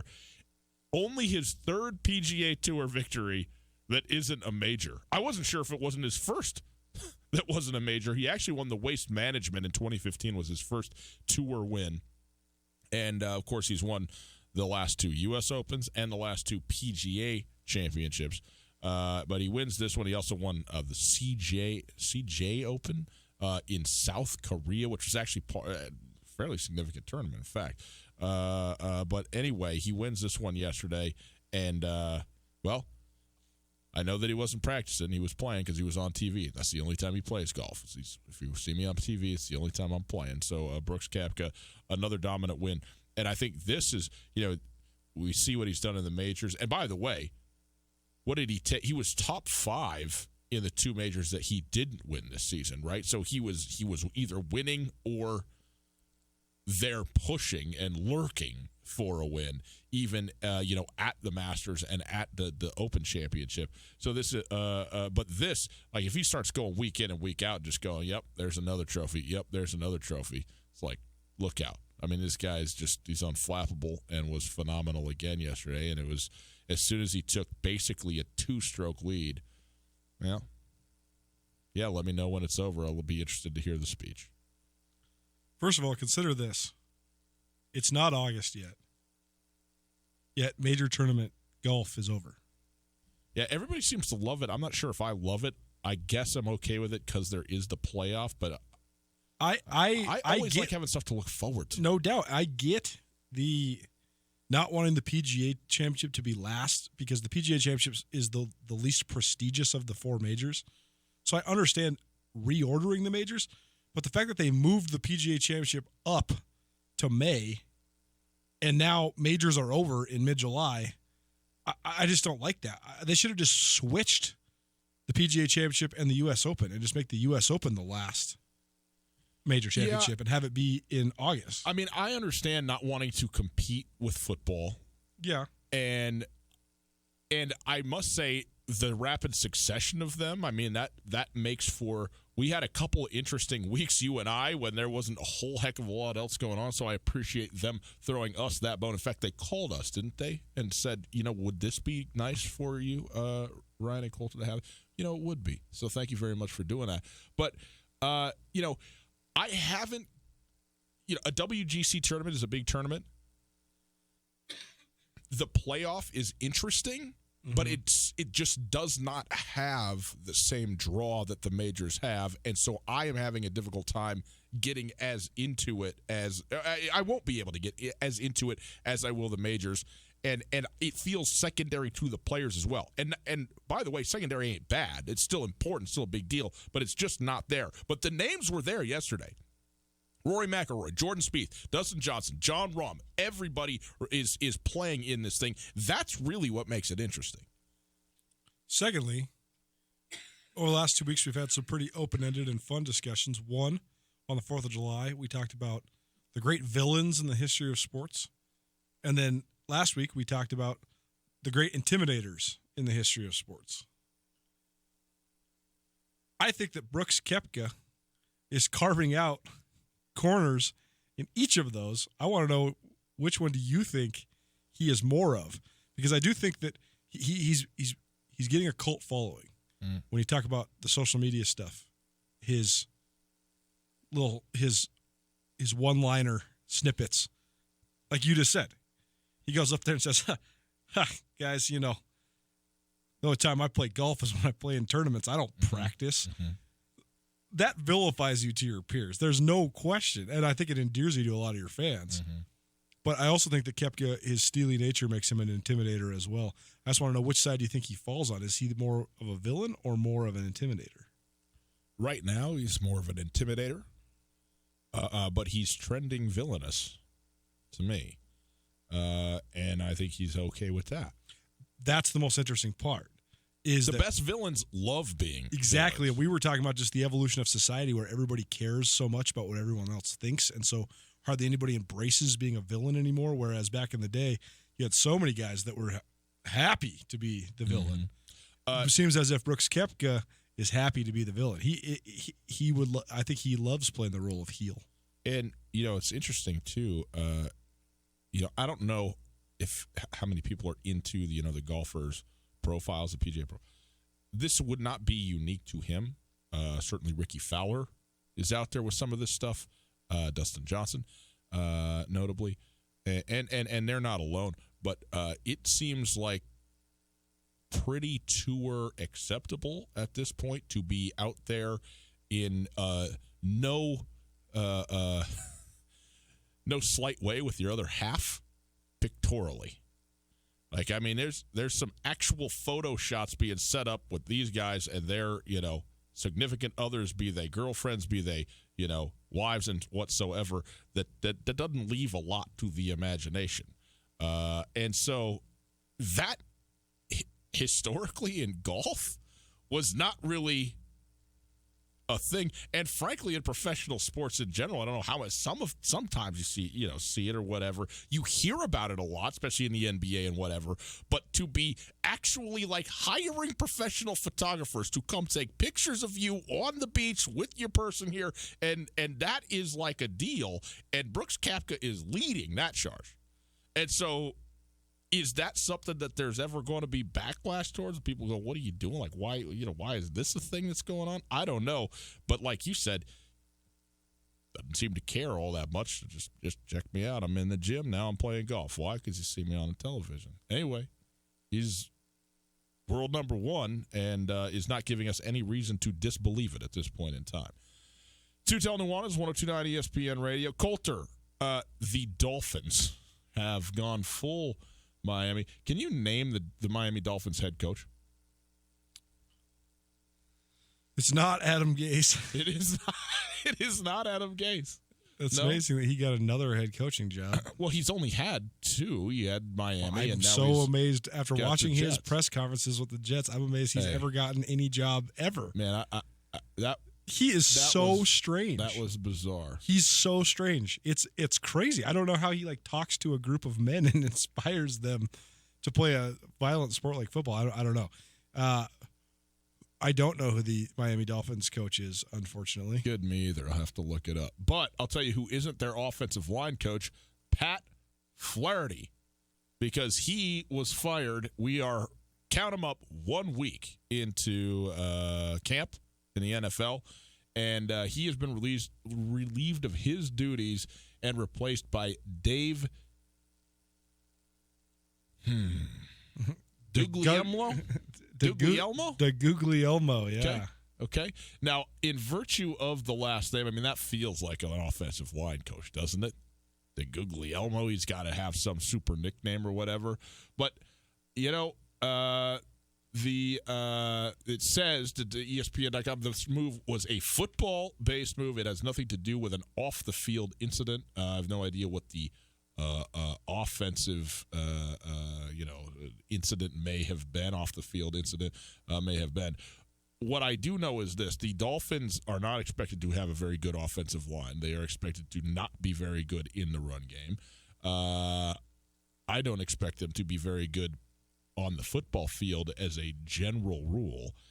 And this is an unbelievable. I mean, I don't know that it's unprecedented. You know, maybe it's happened, but how is it that you could be with a brand new head coach only 1 week into camp, and all of a sudden, for football related reasons, this guy is going, no, Flaherty, sorry, you can't do it. We got to go with Doug over here. He's got to be the guy. Thanks for your services. Your check's in the mail for 6 days of work. Yeah, it's pretty impressive, honestly. Brian Flores, the head coach of the Miami Dolphins, he's been with the New England Patriots organization since 2004. Scout, special teams assistant, and most recently he's been the linebackers coach. So big jump for him. Never been a play caller in his career. Not sure if that'll be a role of his in Miami, but a young head coach, no doubt. But yeah, unrest in Miami. It's strange. It's strange, like I said off the top, how good the Dolphins used to be and how mediocre they have been for such a long time. I mean, honestly, a lot of this traces back to when they took a risk and hired Nick Saban, and then it just really has not. Jimmy Johnson was largely mediocre in Miami. Dave Wannstedt was largely mediocre in Miami, but they weren't nearly. I mean, Jimmy Johnson was 36-28. Excuse me. Went to the playoffs 3 times. Dave Wannstedt was 42-31. Went to the playoffs twice. So that's 5 playoff appearances between 1996 and 2004. Since then, the Dolphins made the playoffs once. Yeah, none of this matters to me. The only thing that matters to me is that an organization has a brand new head coach and has now fired a significant position coach without even having even halfway to their first preseason game of the season. That's bizarre. It is bizarre. And it just seems like confirmation for all of the things that I've thought about Miami in their recent past. No doubt. The point I'm making is that when you go from Cam Cameron to Tony Sperano to Todd Bowles to Joe Philbin to Adam Gase, it's not really actually mysterious why you're bad. Maybe so. So the Jets going to be good? A.J. Green out 6 to 8 weeks, torn a ligament in his foot or ligaments in his foot, not expected to be available for the season opener against the Seattle Seahawks. 6 to 8 weeks at this point in time does make him available for, presumably, Bengals fans would like to think at least week 3 at the latest that he returns from this. I don't know. I feel the Cincinnati Bengals, to me, are one of the biggest mysteries because they've always been market mediocre, right? Like, they've always been either just miss the playoffs or make the playoffs and obviously don't win a game in the playoffs. But also, you just listed all the history of coaches, and maybe it's not that big a mystery why Miami has been, average to below average. Well, guess what? It's only been one coach in Cincinnati. That's Marvin Lewis. So now that he is no longer the head man, and he is hanging out with his buddy Herm Edwards in Arizona State. Mm-hmm. First of all, that's a significant shakeup, but also, I know you don't want to hear from me, but A.J. Green still is one of the top 10 wide receivers in football. Okay? And who's their running back? Your boy. Joe Mixon. He's good. He's flat good. And better than average. Not better than average. He's a top 10 running back. Oh. Top 10. Okay. Okay? You got an average quarterback, but not below average quarterback, Andy Dalton. Really? Average. He's below average. Well, if 17 is below average. If the baseline, if average means you're the 15th best quarterback in the league, Andy Dalton's below average. Okay, but I don't do it as you have to be 15th to be average. I would say 13 to 18 is average. Is Andy Dalton even in the top 20 anymore? Oh, yeah. Let me ask you this. Is he right now, as we sit here, right here today, better than Kyler Murray? Andy Dalton? Yes. Yes. He is. Yes. Okay?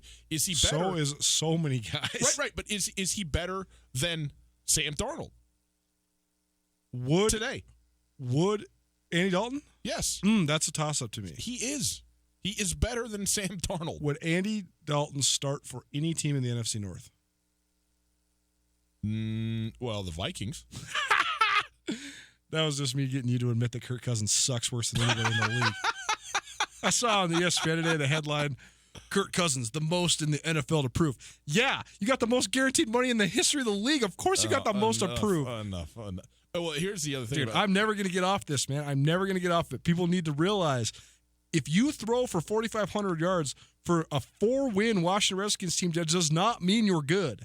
Kirk Cousins has never been good. He's not good. Neither is Andy Dalton. Andy Dalton is average. I don't know, man. Point being is I don't think that the Bengals are – I think they're going to be an 8-8 type of team, okay? I'm not sitting here making any predictions about the Bengals, but I also am really actually interested to see what the Cincinnati Bengals are because they have some very, very good players and a new coach and a whole new system and philosophy, and that could mean they're a 3-win team. Or it could mean, I don't know, is 10 wins out of the question? I don't know that it is. Maybe. I haven't looked at their schedule. But, I don't, especially in the North, everybody's on the Browns and or the Steelers, and I think a lot of people are frankly sleeping on the Ravens. I don't know why the Ravens aren't on more people's. The Ravens defense, dude, is so bad. I mean, they're coming for blood, the Ravens defense. And they have a great coach. And if Lamar Jackson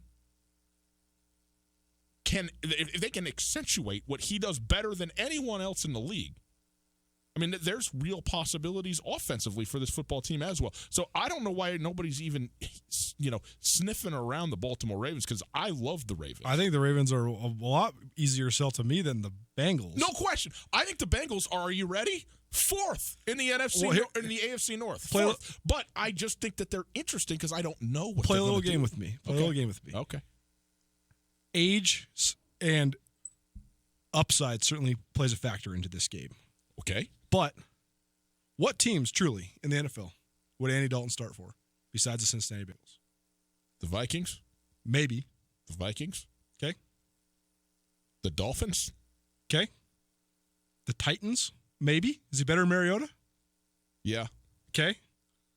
But he would not start for just given the upside and again. Yeah, I mean, he's not going to start for anybody that's been taken in the first round of the draft the last 2 to 3 seasons. He's not starting over Josh Allen for the Bills. He's not starting over Sam Darnold for the Jets. He's not starting over Tom Brady. He's not starting over Lamar Jackson. He's not starting over Baker Mayfield, Ben Roethlisberger, Deshaun Watson, Andrew Luck, Nick Foles in Jacksonville. He's not is he starting over Joe Flacco in Denver? Because I don't think so. Yeah, I don't know. He's not starting over Patrick Mahomes in Kansas City. He's not starting over Phillip Rivers. He's not starting over Derek Carr in Oakland. He's not starting over Kyler Murray, Jared Goff, Jimmy Garoppolo, Russell Wilson, Matt Ryan, Cam Newton, Drew Brees. Is he starting over Jameis Winston? He's Probably not. Matt Ryan. He's not starting over Matt Ryan. Oh, my gosh. Oh, my gosh. He's not starting over Mitch Trubisky. He's not starting over Matt Stafford. He's not starting over Aaron Rodgers. But he's not starting. You don't have to do the whole list. I get the whole thing, but again, there's 10 of these guys that are situational realities. The only 3 teams in the league, I'd say there's 4 teams in the league that Andy Dalton will start for besides the Bengals. The Dolphins, the Titans, the Giants, and the Redskins. But that's because he's been good enough than the 10 teams that have taken quarterbacks in the first round with the first 10 picks the last 3 years to stave off the Bengals from doing that. Now, maybe the Bengals are stupid for having not gone up and gotten a quarterback to replace him. But what I'm saying is he's been better than all the guys that preceded all the young guys that you mentioned in there. So, yes, because he wouldn't start for the New York Jets is not an indictment on Andy Dalton. And if anything, it might be a compliment because the Bengals don't have Sam Darnold in their system. It's a great point. Okay. It's the best point you made all day. Well, it's the only point I'll make all week. I blacked out. What happened? What time is it? It's Tutel Nuanez, 102.9 ESPN Radio. Hey, before we take a quick break, here's what we're going to do. We'll tell you what. But we got to shout out our boy Vince Bagby. Got married yesterday, producer for SWX, friend of the show, and does a great job on SWX Tonight over there as well. Got hitched yesterday, and Ben Wyman, how about this? Our old friend who used to be a sports guy and went to the dark side to the news, for crying out loud, doing, real breaking news over here. Anyway, performed the ceremony. How about that? Talk about having multi-skill sets there, Ben Wyman. So shout out, though, to Vince Bagby, our buddy, and his new bride, and we wish them certainly the best on down the road. Okay, quick break. Coulter, we come back. It's time for a little Name That Tune.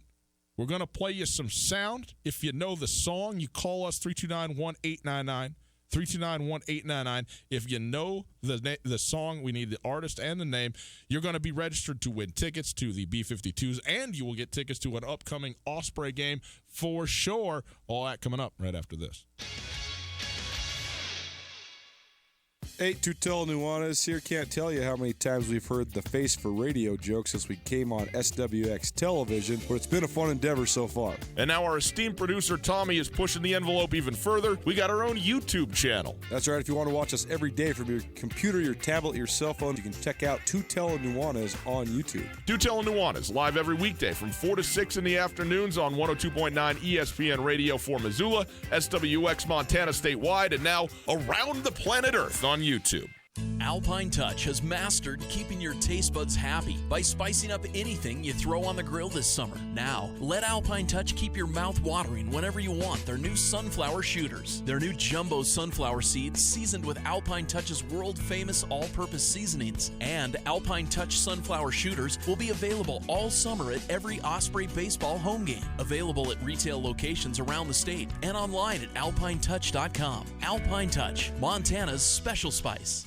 Canyon River Golf Club is a must for any golfer in western Montana. Tucked away in a spectacular setting along the Clark Fork River in East Missoula, Canyon River offers one of Montana's best championship golf experiences. And Canyon River is happy to announce their new fleet of golf carts, which include the Shark Experience, an interactive GPS giving dynamic distances and touchscreen interaction to help you play your best. Plus, with Bluetooth, radio, and surround sound, you can enjoy yourself between holes too. Book online at CanyonRiverGolfClub.com. Missoula's best golf, Canyon River. This is Mike Nugent with Berkshire Hathaway Home Services. Berkshire Hathaway provides Western Montana with full-time real estate professionals for you whenever you need us. Our reputation as the state's most knowledgeable and available real estate group has helped build unmatched trust in the Garden City and statewide. If you have been thinking of making a real estate move in the short or long term, give me a call. No pressure, no expectations. Just professional opinions and service at whatever pace you are comfortable with. Give me, Mike Nugent, a call today, 531-1802. And remember, every question is good to ask. Hey folks, Ryan Tutel here with Josh from The Advocates. If you've been in a car accident and need help dealing with the insurance company, you should give The Advocates a call. It doesn't cost anything at all to call, and I'd be happy to talk with you about your situation. You don't want to have to be dealing with contacting the insurance companies and setting up your claim. We can do that for you from start to finish. We'll take the hassle out of the process so you can just focus on getting better. There you go, folks. If you've been injured in an accident, give Josh a call, 640-4444, or online at montanaadvocates.com. There are a lot of lawyers, but you deserve an advocate. Welcome to today's lottery drawing. And today's winning numbers are not yours, not yours, and another number that's not yours. And the final number is not yours. When it comes to having money, don't rely on luck. Brew your own coffee at home instead of buying that latte. Brown bag it to work instead of ordering it. Go to feedthepig.org for more free ideas on how to save. Feed the pig.org. This message brought to you by the American Institute of Certified Public Accountants and the Ad Council. ESPN Missoula Sports Center. Good afternoon, Ryan Tutel, Colton Nuanez. Here's a little bit of sports news for you. After coming up one game shy of the first half Pioneer League North title, the Missoula Ospreys stumbled in the first three games in the second half. They're 1-2 so far after falling 9-2 to the Billings Mustangs at home Sunday night. The visitors scored 4 runs in the second inning to take a lead that they would not relinquish. The Mustangs pounded 14 hits, 7 players had at least 1 RBI, and Missoula overall has now a record down to 21-20 on the year. The Osprey hit the road for a 3-game set at Idaho Falls beginning tonight. First pitch is at 7:15 right here on 109 ESPN Radio. New midseason ranking of each professional baseball club's prospect list has Missoula Osprey shortstop Leover Peguero ranked as the 16th overall prospect in the Arizona Diamondbacks organization. Arizona acquired Peguero as an international free agent in 2017. He's hitting .372 in 32 games. He signed with the Diamondbacks when he was just 16. Began playing in the Dominican Summer League after batting just .197 in 19 games last year. He's thrived in advanced rookie ball with 45 hits in 32 games. Helena High senior Trey Tinninger is the USATF Hershey National Junior Olympic High Jump Champion for the 4th consecutive year. Tinninger holds the all-class state high school record for Montana, and the national record at the age 13 and 14 division is now the 17 and 18 winner nationwide. This ESPN Missoula Sports Center is brought to you by Aspen Sound.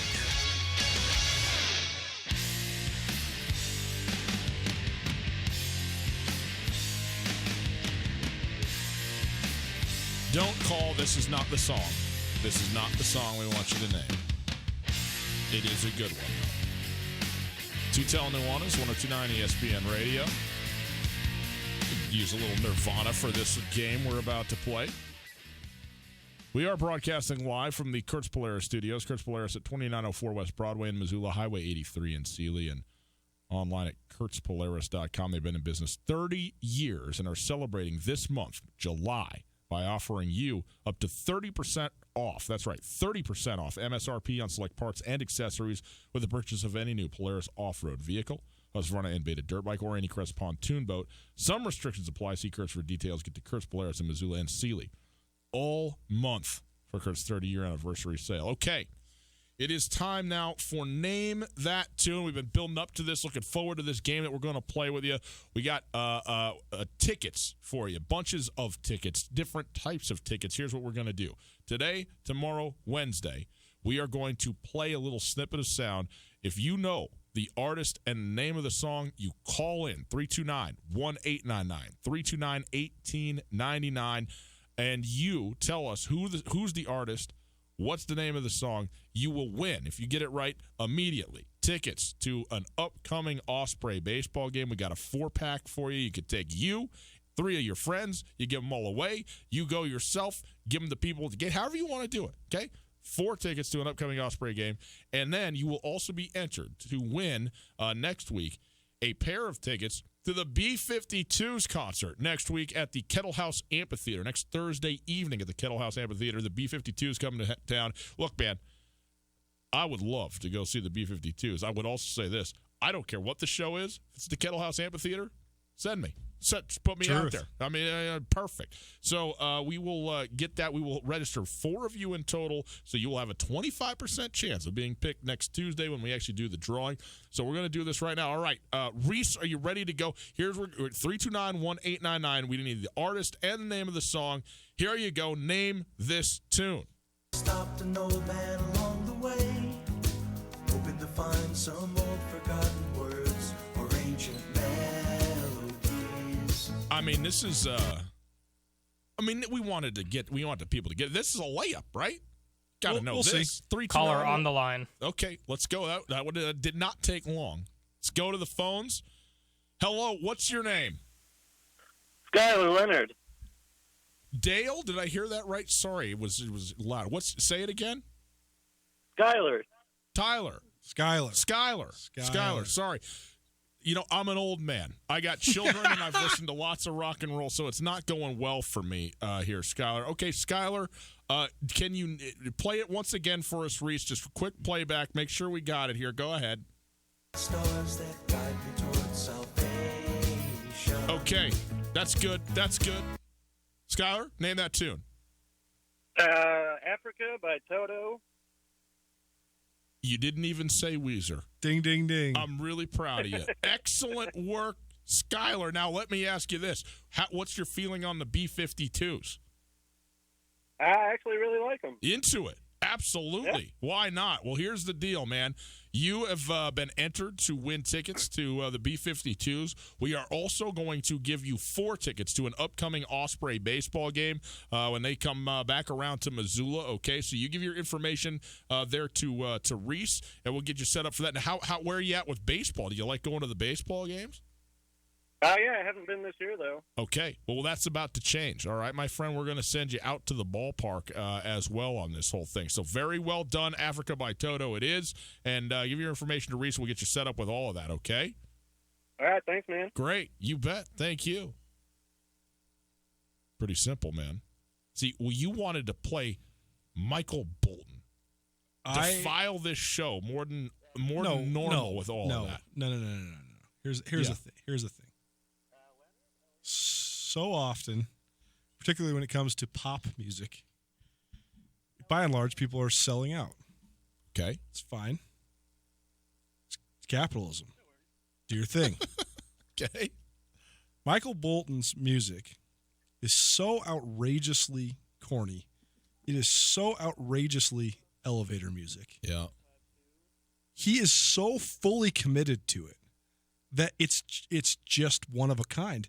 No one else could make that sort of music and have it be any more or any less funny. Michael Bolton hits it out of the park because he's so fully committed to every single thing he's singing about, and there's the passion he sings it with. It's almost like it's a parody of itself, but it's like too good to be true because he's being dead serious. Like him and Kenny G are just epic because they're both so funny unintentionally. Well, here's Kenny G, though. I mean, is a virtuoso. Yeah. It's impossible to deny that Michael Bolton's got some pipes. He just decided to sing Time, Love, and Tenderness. Okay, but that's fine. But, I mean, Kenny G, I mean, this is a whole different category. Like, the really only comparison is the hair. Like, Kenny G is just playing the saxophone. Like, is it because he's all, because he's kind of doing the swaying thing and getting all romantic and stuff? Is that the thing that everybody, I mean, I don't understand how just playing an instrument can make you a caricature of yourself. It's just the easy listening genre of music, right? I mean, I guess I find it actually pretty difficult listening myself. Here's the thing. Like, Frank Sinatra carved out such an legendary career doing pretty much what Michael Bolton did with not even close to as good of a voice, but it was just a different time. I am going to lose my mind. You like the crooning of Frank Sinatra better? Are you kidding me? Frank Sinatra all day long. I love Frank Sinatra. You come in here with that, compare him to Michael Bolton just a few years earlier? Like, you out of your mind? The Rat Pack? They would swallow Michael Bolton. Go listen to a Michael Bolton album and just tell me. No, I won't. I will not do it. Prep Extra segment next. Hey, y'all, Ryan Tutel here. ESPN Radio and Widmer Brothers Brewing are teaming up to broadcast Tutel and Nuanez from all over Missoula. All summer long, register at select locations to win tickets when the Grizz take on the Oregon Ducks. On July 31st, the live broadcasts roll on with Tutel and Nuanez broadcasting live from the Desperado Sports Tavern and Grill. Come to the Desperado to win tickets to the big game and wash down the best wings in Missoula with a Widmer Brothers Hefeweizen. This is your chance to snag tickets and check out Tutel and Nuanez live, so come on down to Desperado 4 to 6 on July 31st for your chance to win.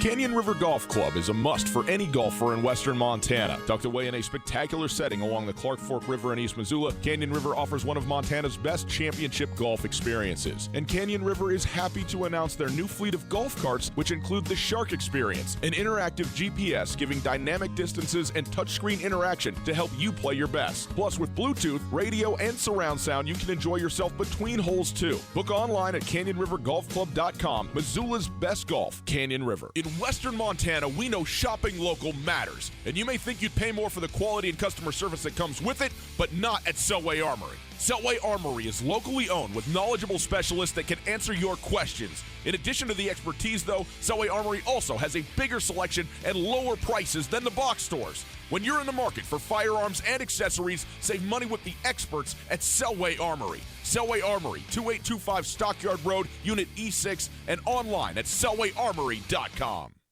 No matter how far you may go, there's always one just down the road. Town Pump, who pump it up, pump it up. Don't think you have time for lunch? Town Pump has your back right down the road. Burritos in the deli are 2 for $2.22. Wash it down with your favorite fountain-sized drink, any size, for just $1. Pick up lunch or a snack on your way to summer adventure at Town Pump. Town Pump, right down the road, pump it up, oh yeah. You're a big league fan. You expect big league service. At the Desperado, you get exactly that. With 35 flat screens, ice cold brews on tap, and Missoula's #1 wings, you're free to sit back and enjoy every pitch. This summer, make the Desperado your baseball home away from home. Cool off after work, relax on the weekends, soak in some great food and drinks, and watch your team make yet another great push for October. And hey, if yours can't do it, there's plenty of other teams and fun to go around at the Desperado Sports Tavern on South Russell across from the Y. Most of my family, they never graduated high school, so I'm trying to break that barrier. My daughter, Brooklyn, was also a motivation for me to go back to school. Every day after work, went straight to school, and it paid off. At age 26, Kareem finished his high school diploma. I could not have done it alone. I see the future is really bright for me. No one gets a diploma alone. If you're thinking of finishing your high school diploma, you have help. Find free adult education classes near you at finishyourdiploma.org. Brought to you by the Dollar General Literacy Foundation and the Ad Council. Tutel and Nuanez on 102.9 ESPN Radio for Missoula.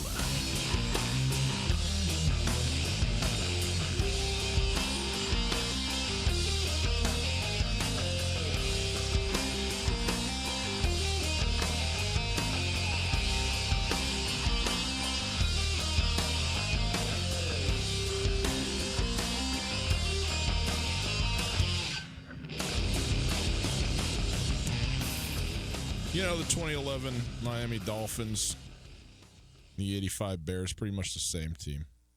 Michael Bolton and Sinatra, just, separated by a few years, basically the same guy. I mean, if there's anyone left listening to us, I don't know why. It's Tutel and Nuanez. We are broadcasting live from the Kurtz Polaris studios.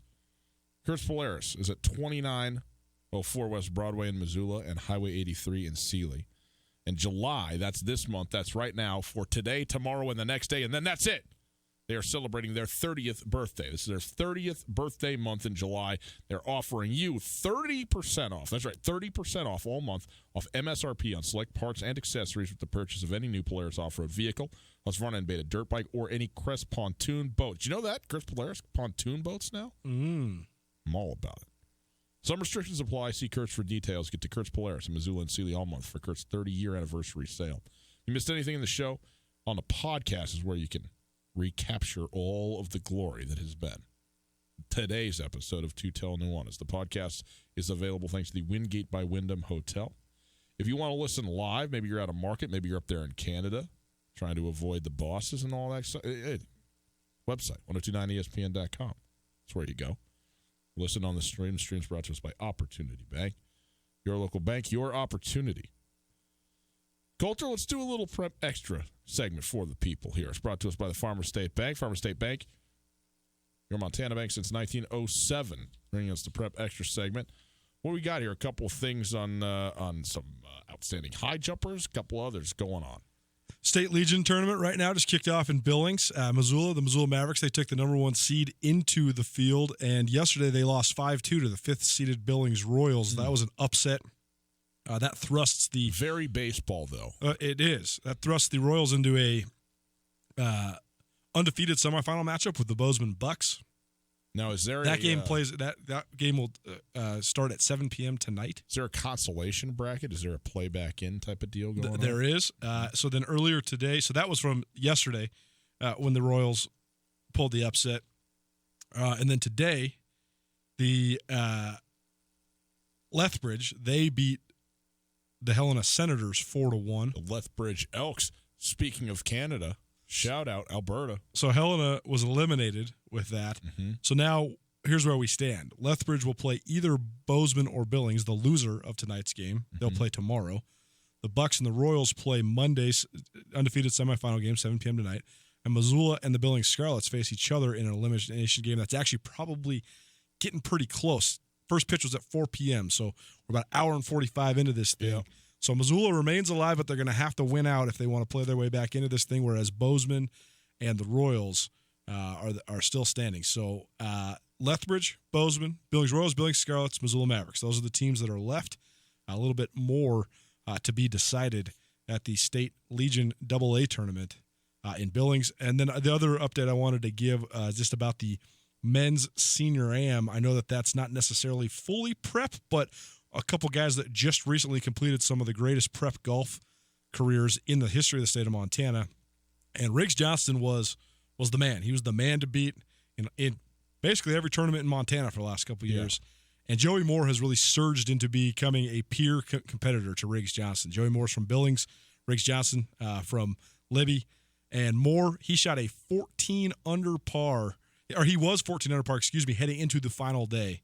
He closed with a 6 over 78, but he still beat Riggs Johnston by 3 shots. So they obviously made the course significantly harder. If you're 14 under through 2 days and then go shoot a 78 and you still win by 3, I think they probably adjusted the rest of the course. But Moore, he's now a current San Diego State golfer, and he finished for a total of 8 under 208 through 54 holes. And Johnston, he was bound for Arizona State in the fall. He shot a 3 over 75 on the final day and wound up at 5 under 211 total. Laurel's Liam Clancy, who's headed to the University of Wyoming. So we got 3 D1 golfers coming out of the state of Montana. Shot a closing round 1 under 71, so the best closing round of the day, and he took 3rd at 2 under overall for the tournament.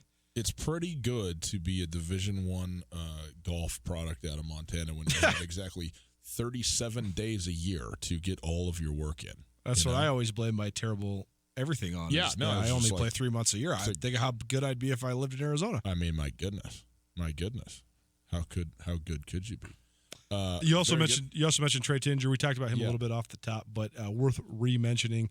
He's a Helena High standout who is been in and out of the ranks of the high school. He's had some personal stuff. He's been injured, so he's not the 3-time reigning high school national champion in Montana, although he is the all-class record holder in the high jump. He set that when he was a freshman at Helena High.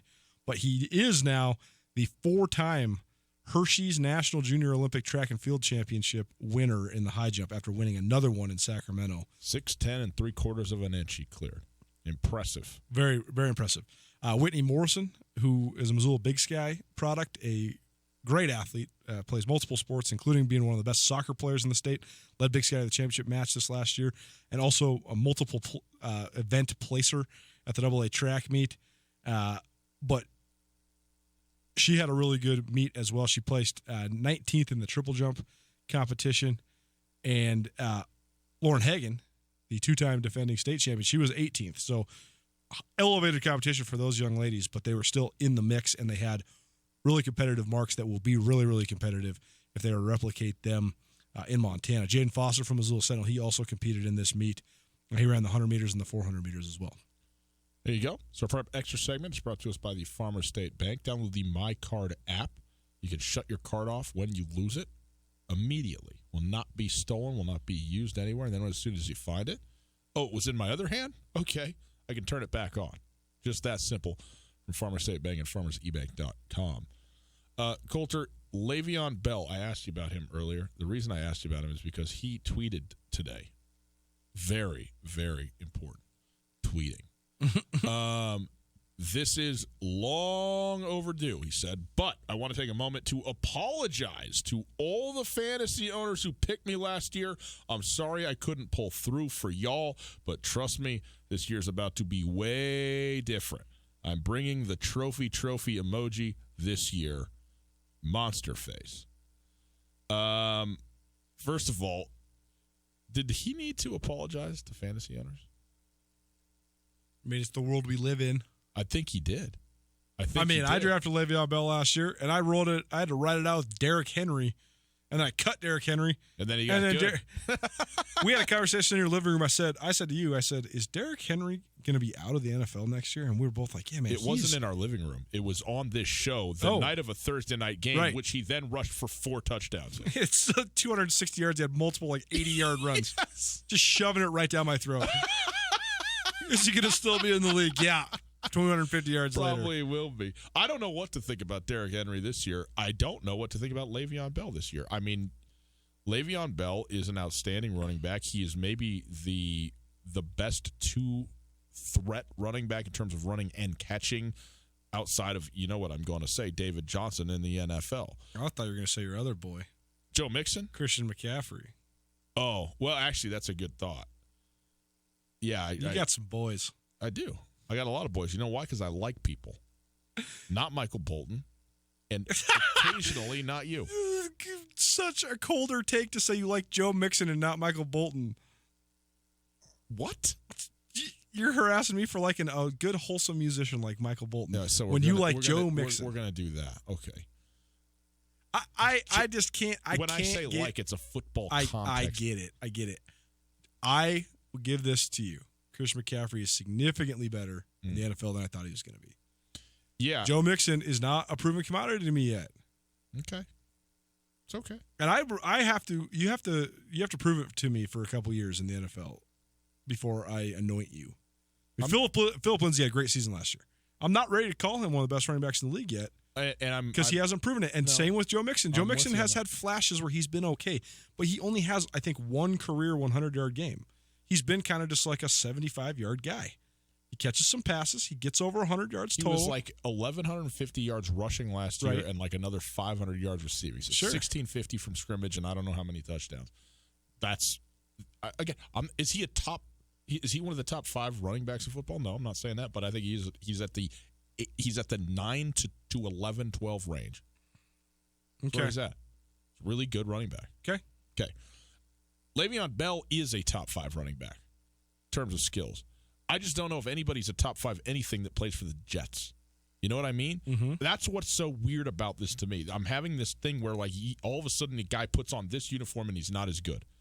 And a lot of people would say, well, with a year off and all that kind of stuff, he should be coming in. I mean, your theory about LeBron James, he should probably run out there for 3,000 yards this season. He's had 18 months off. He's going to be in the greatest shape any human being's ever been in. I mean, just if you don't think that's a real factor, you're just tripping. No, okay, but just tell me then, is he going to be good for the Jets, man? For the Jets. I just don't know what to think. I think Le'Veon Bell will produce. I just don't know how much impact that will have on the overall. I think Le'Veon Bell will be a 11 to 1,200 yard rusher, and I think he'll catch 55 to 60 passes, and he will have over 1,500, maybe even pushing up towards the 2,000 yards from scrimmage. That's a huge. But I just don't necessarily know if that will have any impact on the success that the Jets are going to have. Well, it won't. You know why?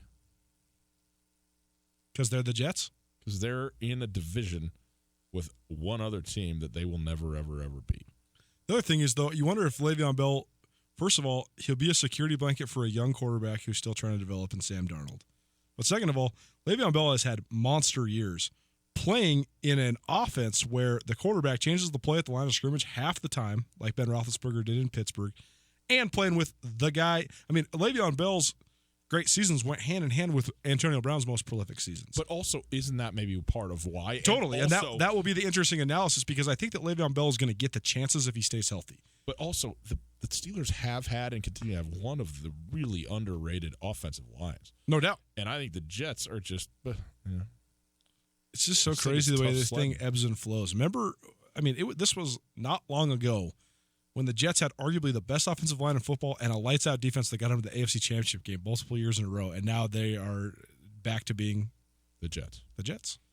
Boys and girls, an enjoyable Monday. Thanks for spending some of it with us. We appreciate each and every one of you. We will be back tomorrow, 4 o'clock. Osprey, the top of the hour. Until then, have a wonderful night. We'll see you then. ESPN Radio. At the Montana Club, our goal is to create a menu of mouth-watering food with variety to satisfy any craving. From the garden-fresh ingredients in our salads to our succulent, perfectly grilled